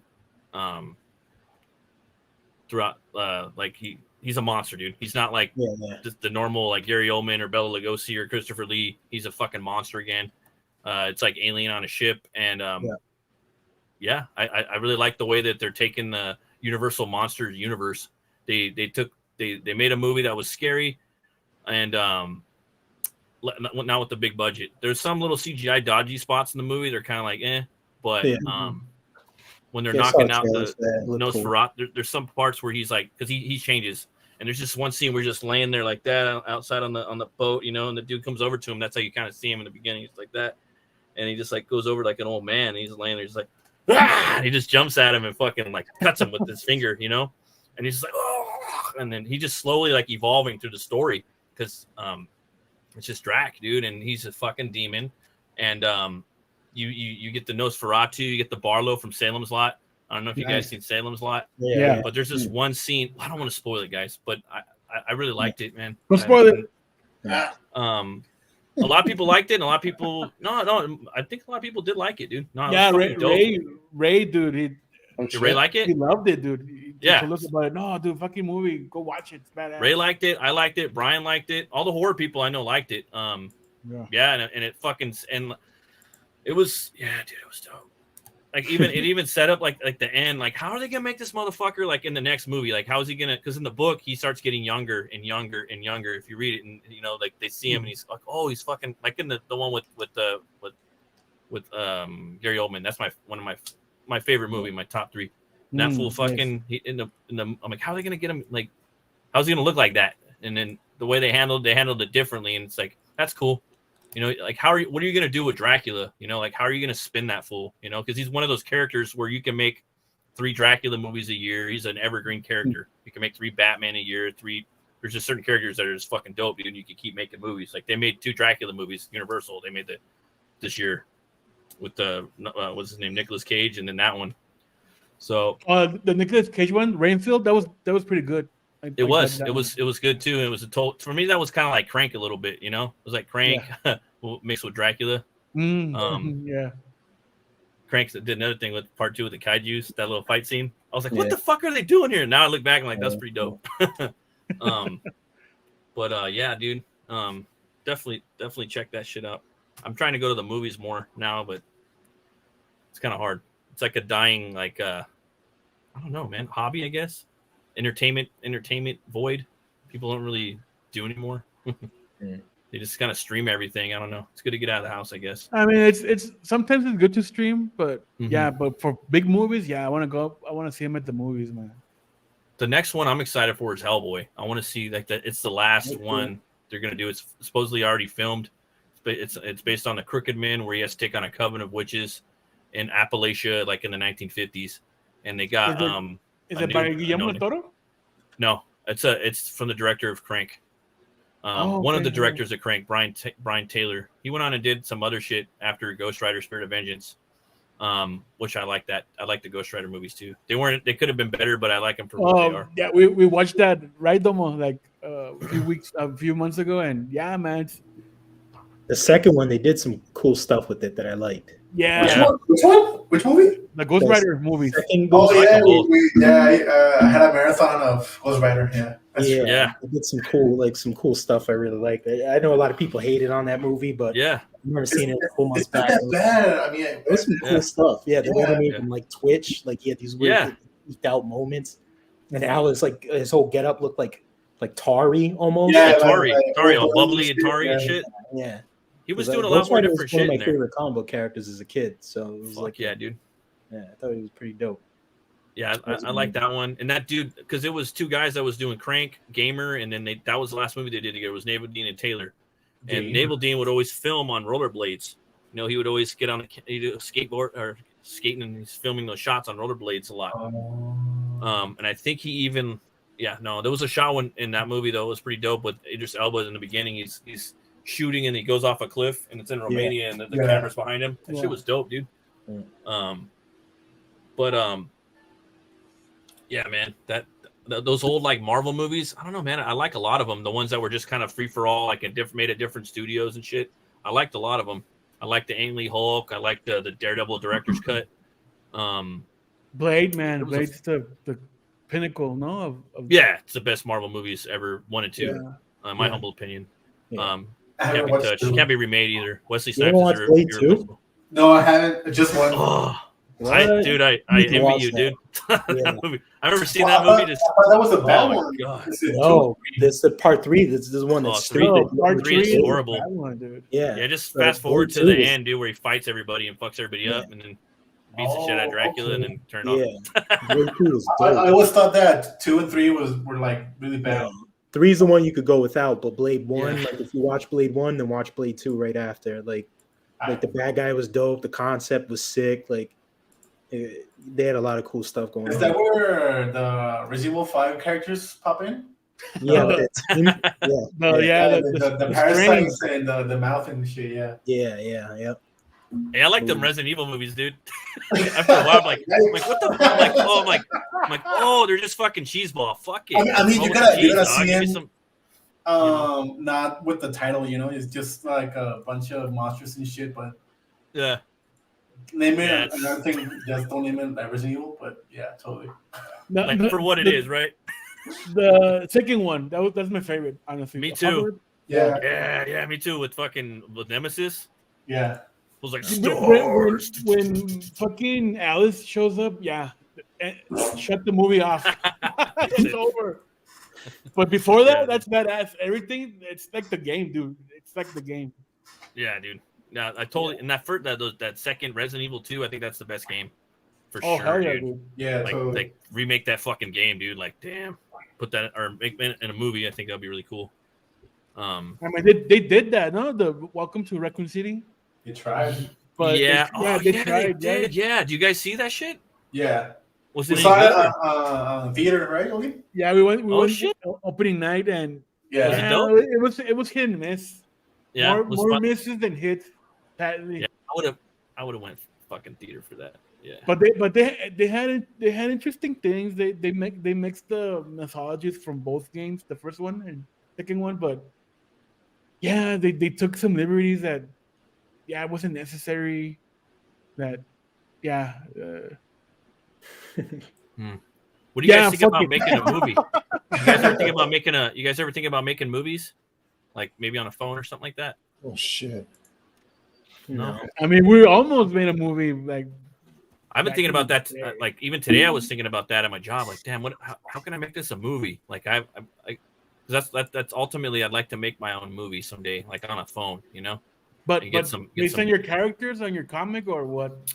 Not the ones that I have now. I try to find a story that I like, that is worth, I think in my head, making a movie out of, that's attainable through budgetary means. I think of this stuff, like I think a lot of my characters and stuff, I need like a pretty big budget, you know, to do it. But I'm thinking small, like a cool like horror cool horror movie, you know, on the phone. I would do a learn how to fun make- footage movie, honestly, but Yeah. with a different take. But I'm not gonna say because I don't want people. Yeah, don't stealing say my it. shit. Don't even say it don't even say it in the room while you're by yourself, because then you put it into the ether and it somehow travels like someone will pick it up. Some but yeah, Hollywood man, producer gets it. Yeah. And, oh shit! Yeah. no, it's weird. It's just weird how fucking you could say something and then it materializes somewhere. Probably those guys those guys go into like a dark room and fucking take psychotropics and connect. Yeah, with that spiritual fucking ether that you fucking spew Yeah, through your mouth. they connect with fucking aliens and demons. Like, hey, give me all your ideas, man. Get them over here. I'm gonna monetize this shit. Yeah. No, I would like to though, man. Like I came up with an idea today. I thought, oh man, if I learned how to make some cool like gore and special effects and got some cool like actors and maybe if I could lock in a cool set and I could make a fun movie and then get some cool t-shirts to go with it, a cool, you know, soundtrack and stuff. Because the thing is, like, again, we're talking ethers and spewing fucking shit out there, but again, if you have a dream, you have to say it. You have to talk about it. You have to like keep saying it, you know. I mean, I've heard that if you keep saying it, you trick your mind. You do. You already did it, and you don't do it. I don't know if you guys heard that before. Yeah, no, I heard it all the time, and like I hear that from fucking like people that are like millionaires and shit. Like that's how they start out when they like made not like when they came from nothing. They're just like, I'm gonna do this. I'm gonna do this. I'm gonna do this. I'm gonna like every fucking day. Like they just keep pushing and pushing and pushing until like they get there, dude. No, but there's another. I'm not gonna do it, but there's another version that your mind you say it that I'm gonna go here. I'm gonna do this, but your mind just like accepts that it's already done, and you don't do it. So you kind of trick it. I don't know if you guys heard of that before or encountered any of that in your personal lives, but I think that's pretty interesting. I mean, I've heard that. Sometimes I keep from actually saying what I want to do because I want to actually do it. Yeah, I believe in that. I think the words have power, dude, and they can. Words have power, and also like how you feel about something. Like if you really hate something, or there's someone at work that you can't fucking stand, and you know you're just like, ugh, like you wish something bad to happen to them. I think you'd be amazed at fucking how powerful the human brain is. Like, I don't know, man. I believe that too. Yeah. I just I try not to walk around like pissed. I just feel like life is too short, and I used to get mad like at a lot of shit, and I would hold people fucking accountable in my head, and I would walk around with that shit, and it would fuck me up. Mm-hmm. So I don't hold on to grudges no more. I'm trying to just have a nice day and shit, and not stress about nothing, dude. Like I don't stress about shit anymore, dude. There's some things I just try to have fun, you know. There's some things that happen in your life that you don't have control over it, and just say, "Oh no, dude." It's like you have like there's not like most of the shit you have no control over, dude. So it's just like, all right, on the next one, and I was talking to Domo about that today. That some shit happened, and dude, why am I fucking stressing over this? That's out of my control. So fuck it. It's like Juanito says, fuck him. Yeah, exactly, dude. Yeah. Hey, Matt, I got to bounce. I got to bump into a meeting. For sure, man. I got to head out. But Absolutely. Thanks for having us on. I think Ollie will pop on down for a bit. But yeah, I got to meet with Vietnam guys. For sure, Good man. Good night. All right, Take it easy, bro. Have a good one. Yeah, man. Good. One more question. You guys got any good like drinks you've been drinking lately? Any Water. good beers? Yeah, Pounding just the water. I don't. I'm not much of a drinker these days. Like I quit smoking weed and I don't even drink. So if I do drink, it's like a beer or two on a social occasion, and that gets me like. So I just don't get drunk. That's it. So I get a buzz and then I'll stop. So yeah. Socially, whenever we have friends over, they'll bring Modelos and Modelos, yep. little michelada always. or clamato and shit. And Yeah. that's just one, and that's it. Yeah, so I think the last beer I had was when I was in Florida and I met up with a homie, and I think I had like 2 Stellas, and then I got a buzz and I just stopped drinking. Oh shit! Yeah. Didn't I give you a sip of a snake? Yeah, that's snake juice or whatever. Snake juice. It's like that movie I was watching tonight. The fucking whole Yeah. Sorry. That stuff was good. That stuff was good. It was spicy. It's like, what is it? Like vodka, mezcal, tequila. Oh damn, that sounds good. There's a snake there. My brother-in-law's brother, dude, he gave me a big bottle of fucking mezcal, and I left it on his table in Mexico when I forgot it. This thing was in a big jar. There was a snake inside of it, and it was like spicy, and it was good. Oh damn, that sounds really good. I'll hit that shit. Yeah, I took a sip too, and it was like, damn. Yeah. I think honestly, the last time I had some drinks like socially was with you guys in Mexico, and then that's it. Like, so I'm like, not really a drinker these days, man. Like I'm boring. So I mean, it's just for social occasions, no? But yeah, that's what I do most of the time. I drink once a week, and that's on the show. Yeah, me too. So it's a social occasion technically. So I don't know. It makes me tired, dude. I'll like literally fall asleep if I drink one beer. So I'm just like, and I always fall asleep in my chair. I'm working, you know. I work on my little board right there. Like after this, I'm gonna go take that in there. I'm gonna finish fucking drawing it, and then hopefully I don't fall asleep, you know. I try to do stuff like a good thing I caught this. I was like, I try to do stuff that'll keep me awake, but that sounds like coke. It sounds like a drug. No, like energy drinks and shit. I don't do that stuff, but like I just try not to do anything that'll like fog my brain these days. So I just like constantly focus as possible, and then just try to get like old man status. Try to get like 6 to 8 hours of sleep a night, and wake up. Oh shit! Yeah. Like check the private chat, Matt, so you can see the drink these guys were drinking over here. Oh man! It said the site has been closed by an administrator. What? Oh man, that sucks. Let me look for another thing. I was gonna say, man. So you quit smoking the herbals? You said? Yeah. I got are you dreaming now? Are you starting to dream now? Yeah, my dreams are nuts. I can remember all my dreams every day. I remember them. The other day I had this gnarly dream where I was like taking off in an airplane. The captain was like, come up to the front, kid. So went to the front of the cockpit, and then we like pass over this hill, and then I'm looking down the hill, and it looked like swamp, like marshlands. Yeah, and it was had whales in it. And then I'm looking forward, and all of a sudden I'm not in a cockpit. It was like some Wonder Woman plane where I'm like just floating in the air. And I'm looking towards ahead of me, and I thought it was a mountain, and all of a sudden it's not a mountain. It's like this big prehistoric whale that was like open. It was insane, dude. All my dreams, I could remember them every single day. How the fuck do you remember that shit? I don't know. It's no, because I know, dude. Let's just say I work with people, and it's the same. They're experiencing the exact same thing. Yeah, because when I used to smoke weed a lot, the major reason I did smoke it a lot was so I wouldn't remember my dreams, because I had some pretty intense dreams that were like borderline scary. But I'm at a place in my life where there's like not any type of anxiety or any of that type of craziness. Like it's pretty leveled out. So there was just no need to smoke weed anymore, because weed was giving me anxiety, and it was just clouding my brain, and I just wanted to stop all that. And then now my dreams are just, I remember them every day just about. It's insane. It might stop too if you sleep less. So if you sleep like 4 to 6 hours a day, your dreams will stop, I think. Yeah, because you're not sleep. You're not deep in there, you know? Yeah. But you're going to cause brain damage, dude, if you sleep so little, man. Yeah, it's not good. You need 8 hours of sleep at least. So yeah, man, this is what these guys were drinking. Snake shine, huh? Yeah. Look, see, there's a picture of Rich there. Yep. That's my hand, bro. Yep. Mama was like, let's drink this straight from the tap. And I was like, direct from the source. Let's get it. Damn, dude. We're going to turn in like fucking Venom with that shit. Yeah. Oh man, that shit's funny, dude. It was awesome. Yeah. Yeah, man. I don't know. I just drink like occasion. Just you know, and then I'll have one energy drink a week, usually like on my Friday night. But I try not to do that.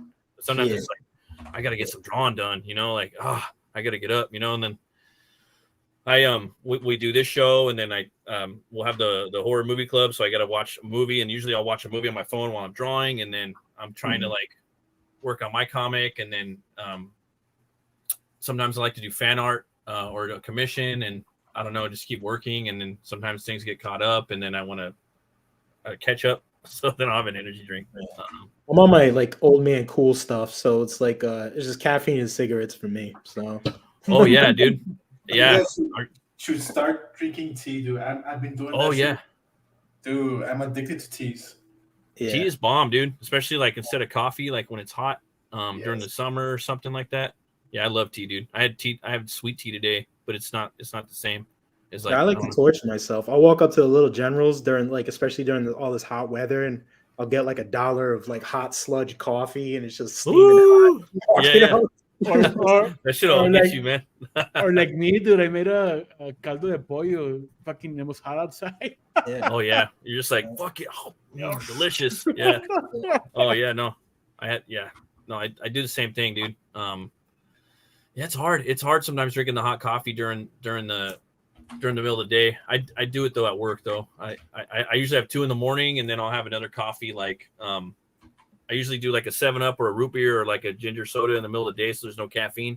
And then I'll have a coffee on my last break at work, and then maybe I'll probably jump into some more caffeine later on in the evening. So I probably got to cut out my caffeine. Cheaper. Like I said, I get a big old cup for $1. It's like hot coffee. It's not watered down by all the ice. I do like iced coffee, but yeah, it's just bomb too. Yeah, it's just more caffeine, and I don't know. I like to torture myself, I guess. So. Well, that's good, man. You gotta do something. You know what I mean? You gotta do something to bang out all that cool art. Yeah, this is what pretty much is like caffeine, cigarettes, and just art all day. The main thing that's gonna fuck us up is probably the sugar and the stress. Yes, I think. Well, I don't take sugar in my coffee, so like. Oh really? You drink it straight black? You don't need it either. I add a little bit of cream or like lactose-free milk because I just like the way lactose tastes. It tastes a lot better. Give me the bubble guts. Yeah. But yeah. Thanks to my older brother, I appreciate black coffee now. Yeah. Me too. If I ever have to drink coffee, it's gonna be black. Yeah, I was at my uncle-in-law's, and he made some coffee, and I was like, he's like, here, Matthew, and I drink it. I'm like, this is good. What'd you put in? You put cream and sugar? He's like, no, it's just black. And he's like, you can taste the bean and it's just sugar, a little bit of sugar. And I'm like, okay. Yeah. So like the past I've been saying 5 years. I think it's been longer than that, maybe like 7 years. I only drink black coffee with 2 teaspoons of sugar, and you get used to it. It's like eating I don't know. It's just kind of bitter, but you can really taste the bean, and you get used to it. You get used to it, and you like it, I think, But it's hard in the beginning, dude. Yeah, of course. Yeah, but I wanted to cut out some of the cream too at the time, to be honest with you. And like now, like for some reason, like milk kind of fucks me up. I don't know what it is. Dude, we're old now, guys. Yeah. Like milk. If I drink milk, I feel like I get like hungover the next day from milk, dude. Like I feel like, you get the bubble guts, some cracking rats, and they smell horrible. Lactose free. Get the lactose free milk, man. I started getting that. It doesn't mess me up. It tastes better than I think the regular milk. I can't stand the inflammation, dude. After drinking like milk, and shit. Yeah, it's got a lot of acid in it, dude.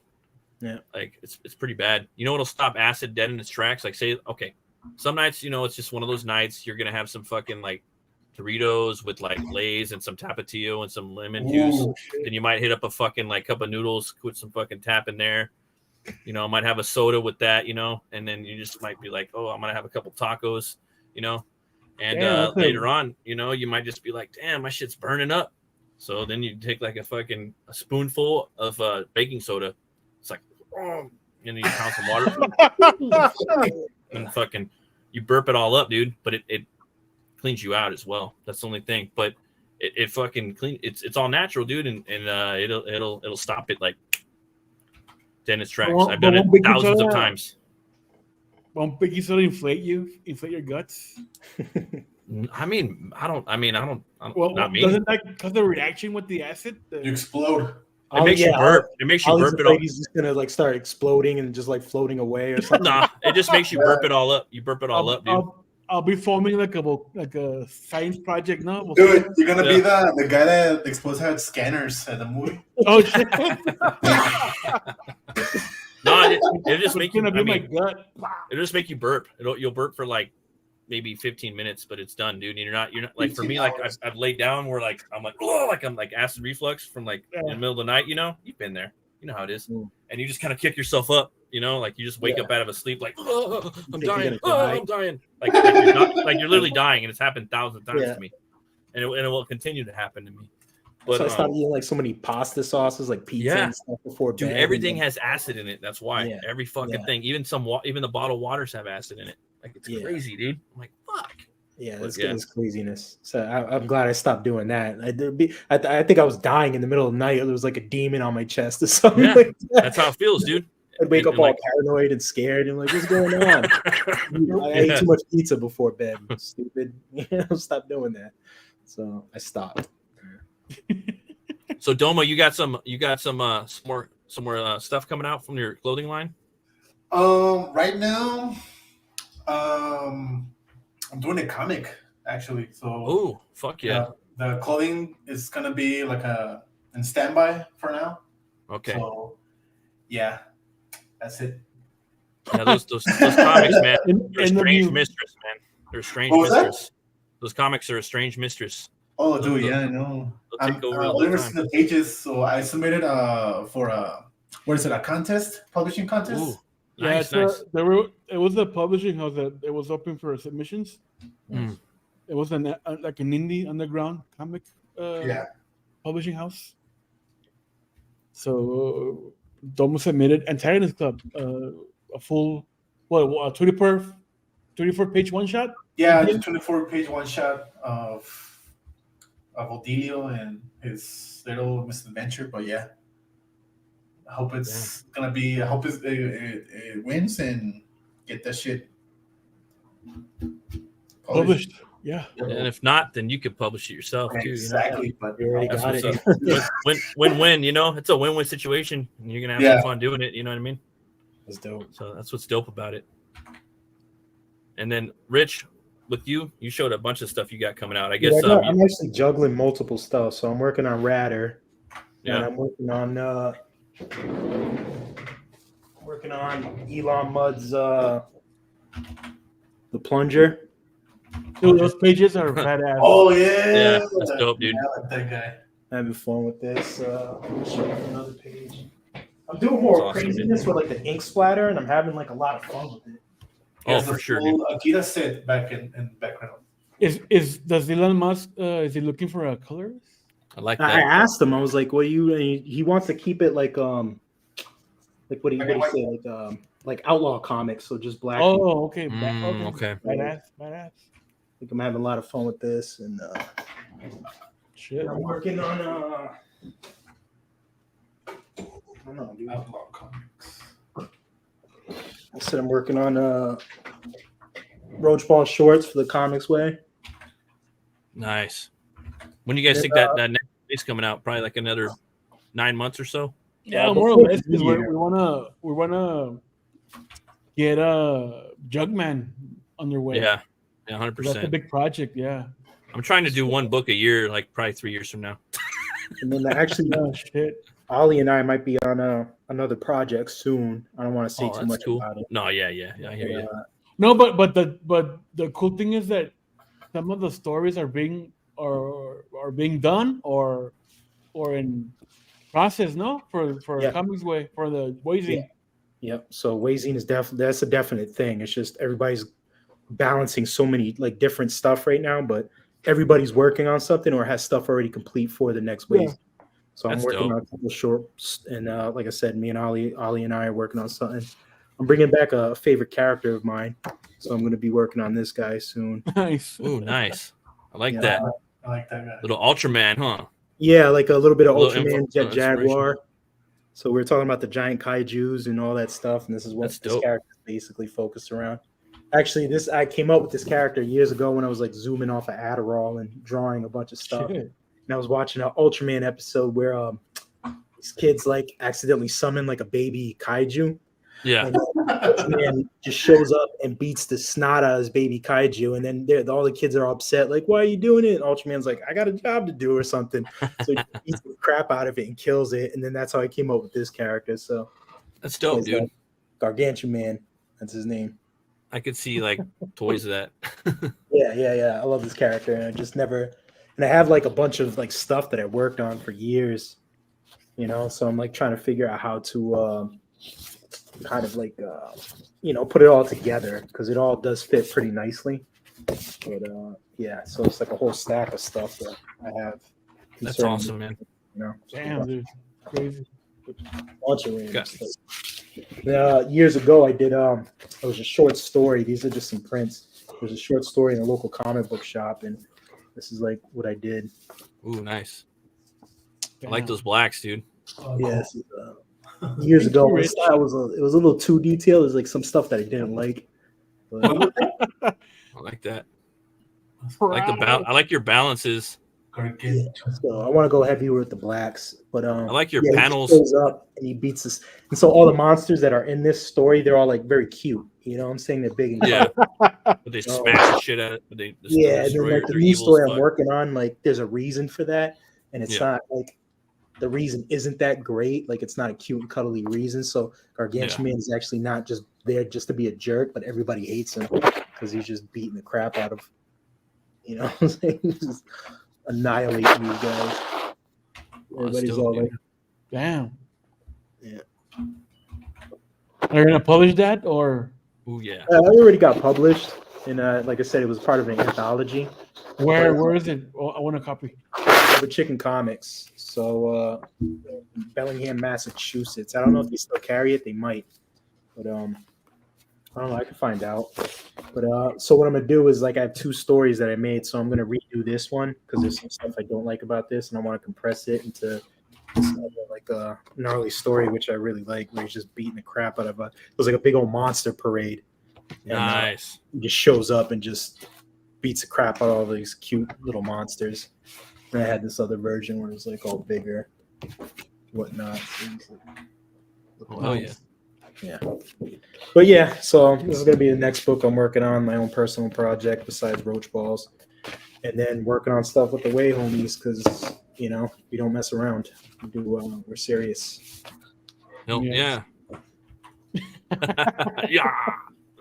What about you, Oliver? You working on Sturbin right now, or? Oh no, dude, Sturbin is on hiatus for the moment because I have deadlines to finish. I have a Literature Devils book that I need to finish coloring. I have a end of the month deadline, so okay.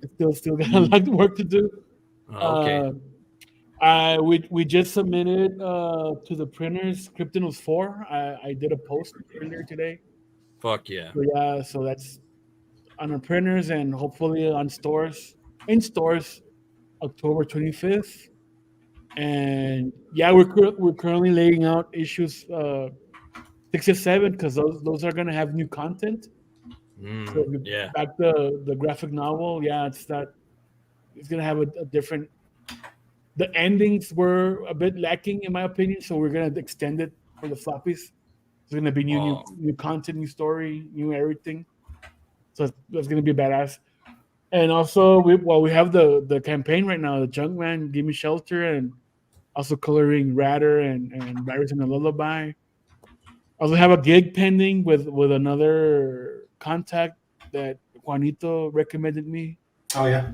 So yeah, I do have a ton of work right now. Yeah, just busy, huh?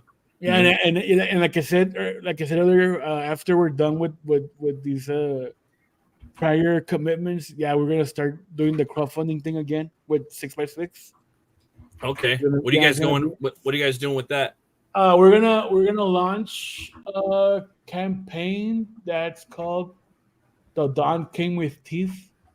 It's a short story that Ray published in Gore Shriek a couple of years ago. Horror. So he got the rights back to his story, so we're gonna like expand it and readapted, and it's gonna Fuck be yeah. like I said, it's gonna aim for the Kickstarter audience. Yeah. So it's gonna have monsters. It's gonna have TNA. Is it border horror or what do you guys No, do? it's gonna be more. Oh, the pitches. It's Red Dawn meets Bigfoot. Okay. If you remember watching that movie Red Dawn, where the Yeah. Russians and Cubans invade the U.S., so it's gonna be Patrick that. Swayze. But with Bigfoot, so it's gonna be that. Mm. And also we're gonna launch the Darklight campaign, the backstory from Kryptonals. Yeah, we're gonna do its own series also. So that's cool, that's man. gonna be more for 2024 projects. That's And cool. also, like what Rich said, the Wazing projects, and we have other stuff. Like in you got the- Brian in the- helping with that too, you know. Yeah, man. You got Brian to help out with like a lot of that's like, you know what I mean? Yeah, he's a good we got he's a ton good- of projects with the Waze. and- good guy to have in your corner, you know. Hell yeah. It's a We'll lot be of work, busy man. for a while. Yeah, that's a lot of stuff, dude. That's fucking awesome, dude. I And can't also, dude, I already made a like. I'm already 40 years old, guys. And if I don't what? You're publish, 40? I'm 40. if I don't publish Zombie Kid in the too. I next think 10 Rich years, is 42. it's over for me. So that's If you don't publish what? Zombie Kid, my other book. That's dude. I want Zombie Kid, dude. I missed out on that. I really wanted that. I thought that fucking looked dope. That and Sturgeon looked fucking dope. Those two titles are gonna be like for sure.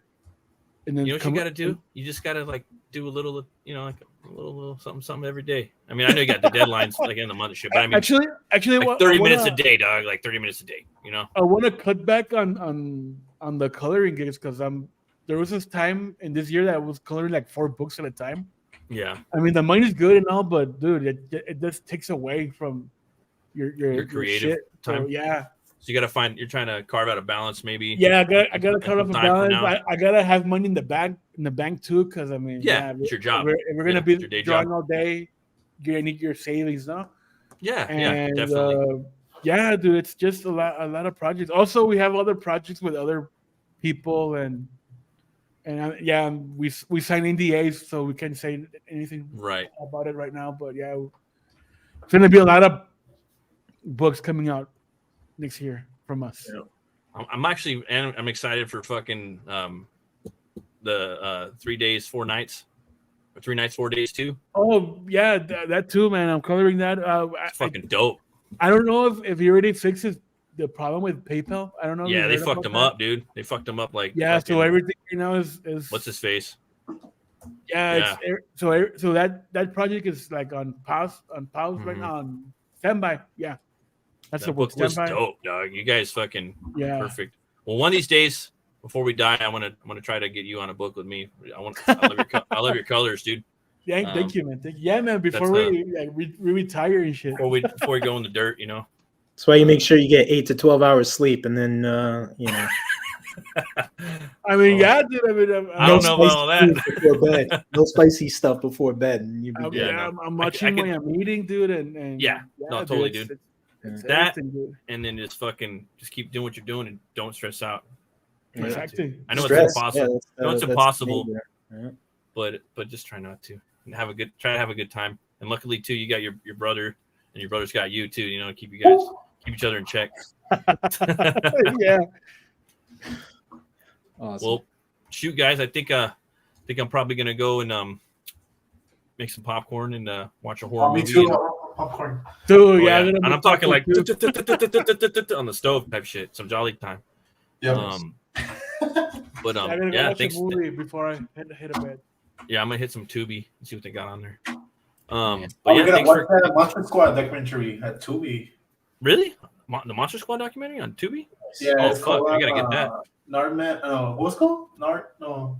Wolfman's got nards. Yeah. Oh, okay, all right. I wanted that shirt.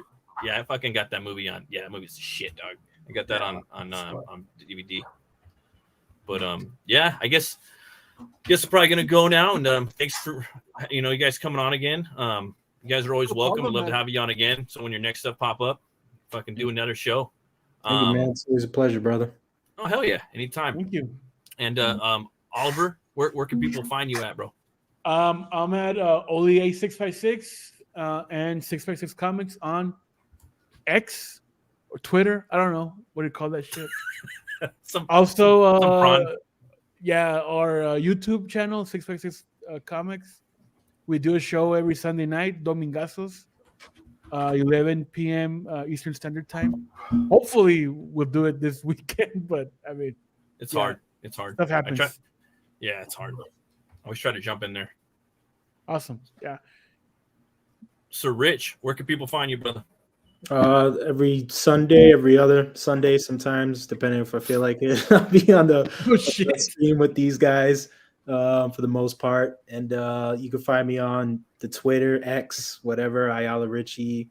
Find me on Instagram, Art of Rich Ayala. Same thing with Facebook. And now I'm on the TikTok now, so I'll be posting on that. So like trying to get in there too. Yeah. It's so far like I posted a couple of vids up there, and then I took them down, and then I posted one today. But the views are there, man. Like people, they are, dude. They rack up and they're quick. So like, eventually, like once I get the time, I'm gonna start selling. Do your shop tours, no? With the tattoos. So eventually, I'll get on that. If Brian was here, he'd be like, da. He knows what's up, man. That's the guy that you want to. Yeah. So I'm on the TikTok now as well. So I'll be posting more vids on there. And basically all the platforms and stuff. And I'm thinking about starting up my Patreon again in a couple months once I get do it. Yes, that's something we all need to have. That's we don't really talk about it too much, but it was awesome before. Like I know a couple of CG heads. They're like, but those guys don't really know, their crap from their dick holes. So like, you gotta have Patreon, dude. I mean, like, there's a lot of big. It was awesome. People loved it. But what I'm gonna do is, once I start getting more like short stories, like Roach Ball short stories, like 10 of them on deck, then I'll start, getting that, and then I want to start. Isn't that what Ed Piscor did with Red Room and Patreon? Yeah, so and he's got like new short stories coming out too. Yeah, so like you want to rack up a bunch of them and have them on deck basically, and then like drop like whatever a couple weeks or once a month or whatever, and then what I'm saying, you keep them in rotation and you just drop them. So as soon as I get that done, and I really want to do this Gargantuan story. So like once I get like a decent amount of pages on that, that's where you'll be able to see it. So like nice exclusive. Huh? I should do that for Sturban and you should. Yeah, like it's like I've seen like once like 1 or 2 pages, like just dedicate like just a day out of the week to like your own personal stuff. That's what I did today. Like I worked on inks for another project, and then the rest of the day I worked on thumbnails for my Gargantuan story. So like, and then I worked a little bit on Roach Ball. So today was like a me day, But then like the rest of the week and the weekend is just going to be working on everybody else's projects, and then stock that up and then drop it on the Patreon. But I suggest that for like all you homies to get something. Everybody needs fucking Patreon, dude. Like anybody that's a fucking artist or writer in comics, they need fucking Patreon. Like we don't really talk about it too much. I mean, I could go into like a bunch of reasoning and details and examples and of people that are succeeding at that, and obviously the bigger the fan base, that's what the first time I had exclusive shit in there, the responses. The only thing I didn't do is offer exclusive stuff, but I think this time around I do like sketch cards, something easier, something I could do and that wouldn't like overburden me. So you got to work within your means, what doesn't stress you out. And so this time around, I think I'm going to offer exclusive like sketch cards, and that's the only place you could find them. And then just drop. You should print a custom made sketch card with your logo or something. It'll be like an exclusive. Well, I know a dude that he does straight up whole books on there, Doug. Like he releases whole books on there first to the Patreon people, and then he'll do like a hardcover version through like, let's say, a crowdfunding site afterwards. Then the general public gets it. I mean, if you could get to that level, but that's something. But I don't know how much money he's making like annually and all that, and if he's supporting. You know what I mean? If it's paying all the bills, if you're like a rock star artist, you're going to be making some loot. Like I was making like, I think at best like $60 to $80 a month or something like that, it was like play money, which wasn't bad, but it was still pretty cool. I think if I would have still kept up with it, I'd probably be making more, but it was just, as I got busier, then I was like making less content. It was just hard. But when I did have mine, it was cool because I had a bunch of like old like Roach Ball sketches. I had all the Roach Balls like ink work, just all the line work from the first book, just full. And then also the colored and completed version, and people really dug that. And then I had old Roach Balls, like short stories and like half books that I started but never finished and all that stuff. It was pretty cool. Like to say you offer a gang of shit, dog, right? And there's 1,000 people in there and they're giving you $1 a month. You know what I mean? That's what I'm talking. You know what I mean? A G a month, easy. So it's like, no, don't do that. Like, yeah, fuck you. You know what I mean? Like no, I'm gonna do it, dog. You know, so I was doing it $3 a month at first, but I think this time around I'm probably gonna like kick it back and do like $1 or $2 a month. And then, so get 60, 100 people, and then hopefully rack it up. But we'll see. Hell yeah, you got to do what's good for you. Yeah, so it's like what Brian said earlier about the utilizing all these platforms. It's it's if you're sitting there scrolling all day, then you're the tool. But if you're utilizing it, then this is the tool. So you gotta utilize it. Be smart. So and I'm not that smart. I'm not tech savvy at all. Like me neither, dude. I'm a boomer like in that regard. Yeah, so you're caveman. Easier. Yeah. Barbarian. Yeah. Same. Sir Domo. Where can we find you, brother? You can find me at Instagram as Dominic_Arce and Antagonist Club _. TikTok too, Antagonist Club. Hell yeah. Dominic Arce at X, and that's about it. You have a TikTok shop, so if you yes, please buy me shit over there. The shipping is free, so yeah. Damn, I didn't even know TikToks had shops. Fuck, I'm a boomer. Well, learn something new every day. Got to get on it, like Blue Bonnet. Well, thanks again, guys, for coming, and thanks for everyone that came over, and the 3 people that are still watching. You guys are fucking awesome. Always remember to be bold, be brave, and roll the bones to know you roll. I'll see you guys later. Bye-bye.